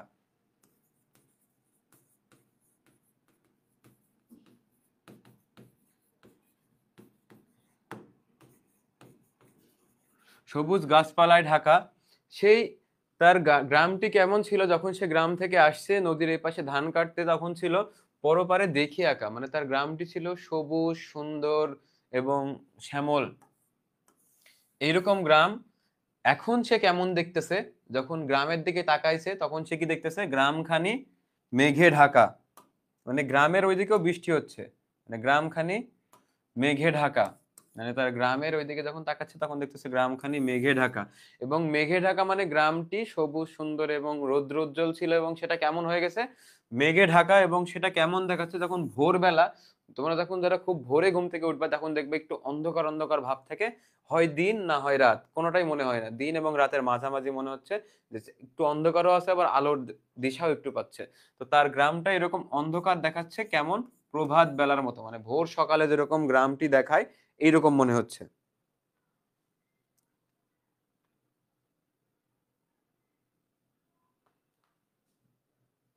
আচ্ছা, আমার জামা চেঞ্জ হলো কেমনে? এটাই ম্যাজিক।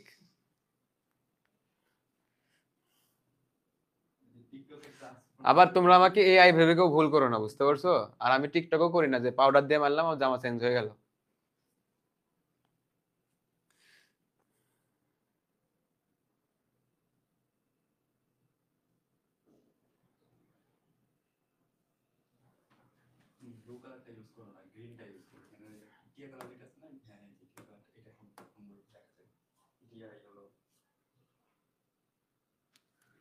তো এখানে দেখো প্রভাত বেলাটা কেমন ছিল, যে ভোর সকালের মতো প্রভাত বেলাটা ছিল আমাদের।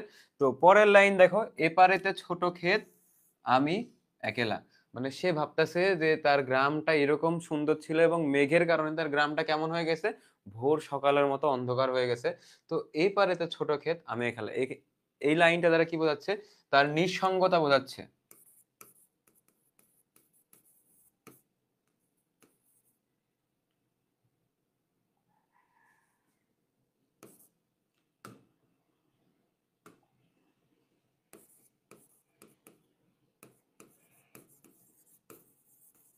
সে এপাশে যে সে একা, একা আছে এবং তাকে যে অসহায় মনে হচ্ছে, এই লাইনটি দ্বারা তার নিঃসঙ্গতা। তোমাদের পরীক্ষাতে আসে যে এপারেতে ছোট ক্ষেত আমি একলা। লাইনটি কোন অর্থ বহন করতেছে? তার একাকিত্ব, সরি তার সাফল্য কিংবা এরকম অর্থ আসবে। তো এইরকম একটা অ্যান্সার থাকবে যে নিঃসঙ্গতা। তো তোমরা এতটুকু বুঝতে পারছো কিনা?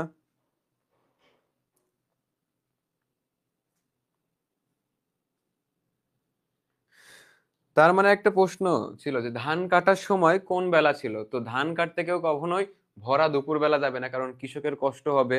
তারপরে আবার কেউ ধান কাটতে সন্ধ্যাবেলাও যাবে না, অবশ্যই ধান কাটতে তারা, কৃষকরা ধান কাটতে যায় ভোর সকালে। এবং ধান কাটা শেষ হইতে হইতে তখন তার কি হয়তো একটু বেলা হয়ে গেছিল, সূর্য উঠে গেছিল, বাট সূর্য ওঠার পরে যখন তার ধান কাটা শেষ হয়, তখন তার গ্রামের দিকে তাকায় দেখছে যে তার গ্রামটা ওইরকম ভোরের মতো অন্ধকার হয়ে আছে, কারণ সেখানেও বৃষ্টির আ- আশঙ্কা, এবং গ্রামটি কেমন যে সুন্দর শ্যামল ছিল, এবং সেখানে মেঘের কারণে গ্রামটি সকালবেলা মানে প্রভাত বেলার মতো ছিল। তো আমরা একটু এতটুকু তো কি তোমরা বুঝতে পারছো? তাহলে আমরা পরে স্তবকে যাব। এই যে আমরা একটা একটা করে যে অংশটুকু পড়ছি এটাকে বলা হচ্ছে স্তবক। কবিতার এই অংশটুকুকে বলা হয় স্তবক।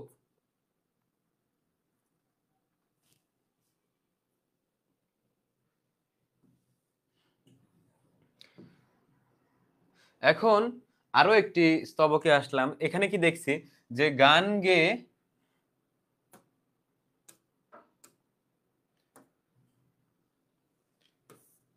এখানে আরেকটা কি দেখতেছি, গান গেয়ে তরিবে কে আসে পারে।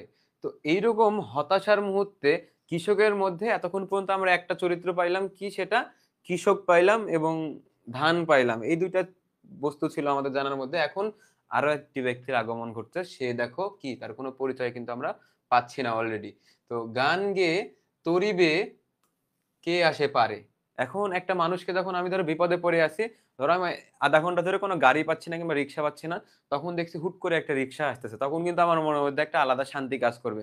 তো এইরকম সময় কৃষক কিন্তু একটু হতাশ তার জীবন নিয়ে, যে তার ধানগুলা কিভাবে পার করবে। এরকম সময় দেখতেছে যে গান গেয়ে তরিবে, তরি মানে কি? নৌকা।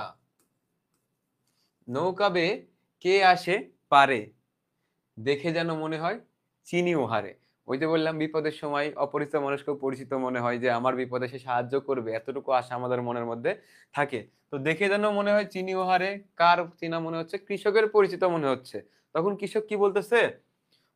ভরা পালে চলে যায়, মানে তার পাল মানে নৌকা যেদিকে যায় সে সেই দিকে হাসিতে খুশিতে মানে মনের আনন্দে সে যাচ্ছে, কোনো দিকে নাহি চায়, মানে তার খেয়াল কোনো দিকে নাই, মানে নৌকা যেদিকে তাকে নিয়ে যাচ্ছে, ভরা পাল মানে স্রোতের অভিমুখে যেদিকে নিয়ে যাচ্ছে সেদিকে এসে যাচ্ছে। ঢেউগুলো নিরুপায়, মানে নৌকার যখন দুই সাইড দিয়ে যখন যাচ্ছে, তো ঢেউগুলো নিরুপায় ভাঙে দুধারে। এই লাইনটার একটু অর্থ কি? যে দেখবা যে ঢেউগুলো নিরুপায় মানে পুকুরের মধ্যে যখন নৌকা যাবে পাশ দিয়ে, ঢেউগুলা কিন্তু চাইলেই সেখানে থামে থাকতে পারবে না। কিংবা নদীতে যদি তোমরা না বুঝতে পারো, তাহলে যখন তোমরা কোনো পুকুরের মাঝখানে যখন ঢিল মারবা, তখন কি তুমি চাইলেও ঢেউগুলা কি আটকাইতে পারবে? সেই ঢেউগুলা কিন্তু নিরুপায় হয়ে দুধারে ভাঙবে। তখন এই নিরুপায়ের মতো কৃষক কাকে জিজ্ঞেস করতেছে? ওই যে মাঝিকে দেখে ওই নিরুপায়ের মতো তাকে তার কাছে সাহায্য প্রাপ্ত হচ্ছে, যে ঢেউগুলো নিরুপায় ভাঙে দুধারে। এখন তুমি চাইলেও কিন্তু ঢেউকে আটকাইতে পারবা না, ঢেউগুলো যেভাবে হোক সেই দুধারে মানে পুকুরের যেখানে ধার আছে সেখানে গিয়ে ভাঙবে। এখন পরবর্তী দেখে কি মনে হচ্ছে? দেখে যেন মনে হয় চিনি উহারে, দেখে যেন মনে হয়, পরবর্তীতে আবার বলতেছে দেখে যেন মনে হয় চিনি উহারে। তো তোমাদের পরীক্ষাতে কিন্তু অ্যাডমিশনে প্রশ্ন আসতে পারে যে এই কবিতার মধ্যে দেখে যেন মনে হয় চিনি উহারে লাইনটি কয়বার ব্যবহৃত হয়েছে? তো অবশ্যই উত্তর দিবা। দুইবার পাইলাম। এখন কি মনে হলো আমাদের কবিতার মধ্যে, কিংবা কবিতার আমরা কি পড়তেছি, যখন কবিতাটা পড়তেছি আমাদের কিন্তু স্মৃতিপটে কিন্তু একটা গল্প ভাসে উঠতেছে। একটা গ্রাম, সেখানে একজন কৃষক গ্রাম থেকে এসে নদীর এপাশে এসে ধান কাটতেছিল, এবং সেটা ছিল বর্ষাকাল, এবং তার ধানগুলা ভিজে যাবে এই আশঙ্কায় সে অনেক চিন্তিত ছিল। এর মধ্যে একজনের এন্ট্রি হলো, কার এন্ট্রি হইলো? ওই যে দেখে গান গেয়ে তরিবে। এখন তরিবে কে আসবে? সিঙ্গার আসবে? অবশ্যই মাঝি আসবে। তো মাঝি, আর একটা পাইলাম কি, মাঝি। তো কৃষক, মাঝি, ধান, ওই যে গ্রাম যেগুলো পাইলাম এর মধ্যে এতটুকু কি তোমরা বুঝতে পারছো? তাইলে পরবর্তী স্তবকে আমরা যাব। ক্লাস কয় ঘন্টা হবে? আর ক্লাস সর্বোচ্চ 10 থেকে 15 মিনিট হবে।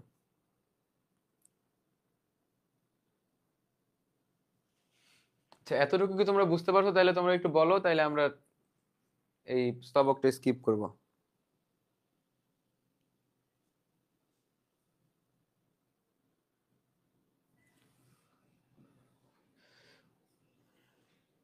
এখন দেখো, সেই মাঝিকে, সেই মাঝি কৃষকের কাছে আসছে। ওই যখন ডাক দিছে তখন সে আসছে, এবং কৃষক তাকে কি বলতেছে, ডাক দিচ্ছে কি বলে, ওগো। মানে আমাদের সবচেয়ে প্রিয় ডাক কি, ওগো। ওগো তুমি কোথা যাও? কাকে জিজ্ঞেস করতেছে কৃষক? মাঝিকে। তুমি কোথা যাও? কোন বিদেশে? মানে কোন বিদেশে? এখন কিন্তু আমাদের গ্রামের মানুষ দেখবা যে, যেসব গ্রাম অঞ্চলে থাকে, তারা দেখবা যে তখন ধান কাটতে যায় কিংবা বাইরে কোনো, ধরো রাজশাহী থেকে ফরিদপুর কিংবা বিভিন্ন ময়মনসিংহে বিভিন্ন জায়গাতে কাজে যায়, তখন তারা কি বলে, গ্রামের মানুষ বলে বিদেশে কাজে যাচ্ছে। তারা কিন্তু শহর পার হওয়া মানে বিদেশ, ঠিক অনুপমের মামার মতো। এখন কৃষক মাঝিকে প্রশ্ন করতেছে, ওগো তুমি কোথা যাও? কোন বিদেশে? মানে তুমি কোথাও যাচ্ছ, ওইদিকে ওই যে বাইরের এলাকাতে কোথাও যাচ্ছ নাকি? বারেক। বারেক মানে কি, একবার। বার এক ভিড়াও তরি কুলেতে এসে, মানে একবার তুমি তরিটা কুলেতে এসে ভিড়াও। তোমার কাছে অনুরোধ থাকলো আমার যে তুমি সেই তরিটা একবার কুলেতে এসে ভিড়াও। তখন কি বলতেছে কৃষক, আবার তাকে বলতেছে যে, যেও যেথা যেতে চাও, মানে তোমার যেখানে খুশি তুমি সেখানে যেও, যারে খুশি তারে দাও, মানে তোমার নৌকা তোমার যারে ইচ্ছা তুমি তারে দাও, তুমি শুধু, শুধু তুমি নিয়ে যাও, মানে তোমার কাছে আমার, তোমার যা খুশি তুমি তাই করো পরবর্তীতে, বাট শুধু তুমি আমাকে এখান থেকে নিয়ে যাও। ক্ষণিক হেসে, ক্ষণিক হেসে মানে কি, একবার হেসে। ক্ষণিক মানে একটু সময়ের জন্য হেসে, একটু সময় মানে হাসি তার কাছে কেন ভিক্ষা চাইবে? হাসি মানে না, তার মন যাতে গলে, এই জন্য কিন্তু করুণা করুণা হিসাবে বলতেছে তুমি একটু হেসে আমাকে নিয়ে যাও। সে যদি রাগান্বিত ভাবে নিয়ে যায় তাহলে তো তার খারাপ লাগবে, ধরো রাস্তাতে যাইতে যাইতে ডুবাই দিল, এরকম। যে ক্ষণিক হেসে মানে একবার, একটু। ক্ষণিক মানে একটু হেসে, আমার সোনার ধান কুলেতে এসে। এখন কি বললাম যে কৃষক তার ধানকে কার সাথে তুলনা করছে? সোনার ধান। মানে দেখবা যে একটা কৃষক যখন ফসল ফলায় তার কাছে কিন্তু সবচেয়ে দামি সম্পদ পৃথিবীর মধ্যে তার ফসল, এবং সে সে ধান উৎপাদন করছে, এবং তার ধান তার কাছে কিসের, সোনার ধান বলতেছে। সোনার মানে তার কাছে সবচেয়ে দামি। মানে তোমাকে কৃষক মাঝিকে বলতেছে আমার এই ধানগুলা একবার কুলেতে এসে তুমি নিয়ে যাও ভাই। তারপরে কি বলতেছে, যে যত চাও তত লাও তরণী পরে, মানে তোমার নৌকার উপরে তুমি যতগুলা ধান পারো ততগুলাই নাও, আমার এখানে ধানগুলা থাকলে নষ্ট হয়ে যাবে, তুমি যতগুলা পারো তত নাও। আর আছে? এটা জিজ্ঞেস করছে কে? মাঝি। এবার হুট করে জিজ্ঞেস করতেছে মাঝি, ধানগুলো তুলে দেওয়ার পরে জিজ্ঞেস করতেছে আর আছে? কাকে জিজ্ঞেস করছে? কৃষককে জিজ্ঞেস করতেছে। কৃষক তখন বলতেছে আর নাই, দিয়েছি ভরে, মানে যা ছিল ধান সবকিছু তোমার নৌকার উপরে তুলে দিছি। এতকাল নদীকূলে জাহালয়ে ছিনু বলে, সকলে দিলাম তুলে থর ভিতরে। এখন একটা কৃষকের কথা বলি, যে একটা কৃষক যখন ধান কাটার পরে চারিদিকে বৃষ্টি হচ্ছে, বৃষ্টির আশঙ্কা আছে, এবং তাকে ধানগুলা পার করা লাগবে ওই পাশে। তো এই সময়ে এতকাল নদীকূলে মানে এতক্ষণ সময় ধরে, মানে একটা কৃষক ধান ফলাইতে হলে তাকে অ্যাটলিস্ট 5 থেকে 6 মাস পরিশ্রম করা লাগে। তো যখন সে ধান ফলায় পরিশ্রম করে, তো এইরকম একটা সিচুয়েশনে তার কি পৃথিবীতে কি হচ্ছে, এই ধরো ডাকসু নির্বাচন নিয়ে তার কোনো মাথা ব্যথা থাকবে? রাগ শুনে মাথা ব্যথা থাকবে? তুমি ফেসবুকে কি পোস্ট করছো এগুলো নিয়ে তার কোনো মাথা ব্যথা থাকবে? কোনো কিছু থাকবে না। তার একমাত্র চিন্তা যে আমি ধানগুলা কিভাবে সুন্দর মতো বাসায় নিয়ে পৌঁছাবো। মানে সে যখন ধান চাষাবাদ করছিল পৃথিবীতে, তখন তার একমাত্র চিন্তা ছিল কি, যে ধানগুলা কিভাবে বাসায় তুলবো। এবং এই জন্য বলতেছে এতকাল নদীকূলে জাহালয়ে ছিনু ভুলে, সকলেই দিলাম তুলে থর ভিতরে, মানে স্তরে স্তরে সাজাই তোমার কাছে তুলে দিলাম। কে এই বাণী কার? কৃষক এবং মাঝির কথোপকথন। তো তোমরা কিন্তু স্মৃতিপটে কিন্তু গল্পটা হারাই দিও না, তাইলে কিন্তু সোনার তরী কবিতা ভুলে যাবা। আচ্ছা, একটা কমেন্ট করছে যে এখানে প্লাস 300+ স্টুডেন্ট ছিল, যে এখন 200। তো আমি একটা কথা বলি যে চান্স কিন্তু 300 জন পাবে না এখান থেকে, তো তাদের ধৈর্য আছে, সাহসী, পরিশ্রমী তারাই চান্স পাবে। আমি কিন্তু মাহাদি ভাইয়া সেদিন একটা কথা বলল না তোমাদের? যে তোমাদের মেধাবী হইতে হবে না আমাদের কাছে। আমরা তোমাদের মেধাবী চাই না। আমরা চাই যে তোমরা আমাদের কথা মতো পরিশ্রম করো। পরিশ্রম করো, তারপরে তোমরা চান্স না পাইলে আমাদের দোষারোপ করো। বাট তোমাদের মধ্যে সেই আগ্রহটুকু যদি না থাকে তাহলে আমাদের দোষ কি? আমরা তো তোমাদের জন্যই। আমি তো পারলে তোমাদের ০.৫ ঘন্টার মধ্যে ক্লাস শেষ করে দিয়ে চলে যেতে পারতাম। এ জায়গাতে আমার কোনো লস হইতো? কিংবা তোমার মাহাদি ভাইয়া হুদাই তোমাদের কষ্ট করে এত ইয়ে করছে। তোমাদের আগ্রহ কম। এই জায়গাতেই বললাম যে আমরা যতটুকু তোমাদের দিব তোমাদের স্বতঃস্ফূর্ত অংশগ্রহণ থাকা লাগবে।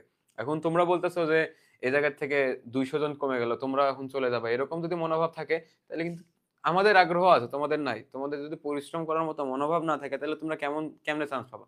ক্লাসটা ২ ঘন্টায় হয় নাই। একটা অ্যাডমিশনের স্টুডেন্টের জন্য ২ ঘন্টা ক্লাসে তাকে পড়াই দিচ্ছে, এটাই তার বিরক্ত লাগছে। তাহলে সে একটানা ২ ঘন্টা পড়বে কিভাবে? এখন তোমাদের মনে হইতে পারে যে ভাইয়া এখানে ২০০ জন আছে। এখন আগে এতগুলা ছিল। তো চান্স পাওয়ার ক্ষেত্রেও অ্যাডমিশন পরীক্ষা তোমাদের নেওয়ার জন্য না, তোমাদের বাদ দেওয়ার জন্য। তো আমরা কবিতার দিকে ফিরে আসি।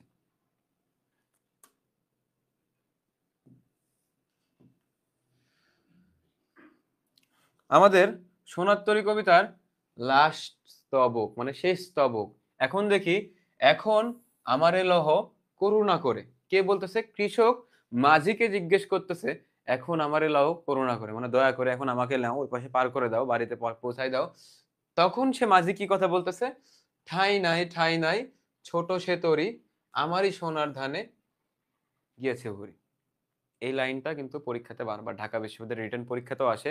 ঠাঁই নাই ছোট সে তরী, আমারই সোনার ধানে গিয়াছে ভরি। তো এই লাইনটার অর্থ কি?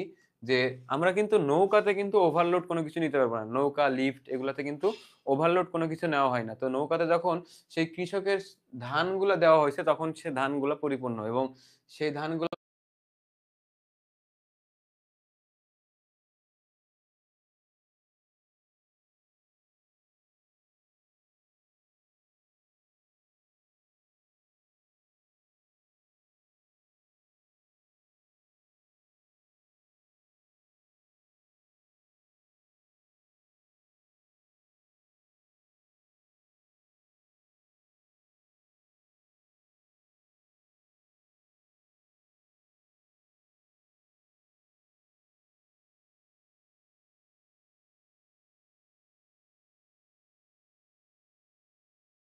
নেওয়ার পরে কৃষককে নেওয়ার মতো জায়গা হচ্ছে না।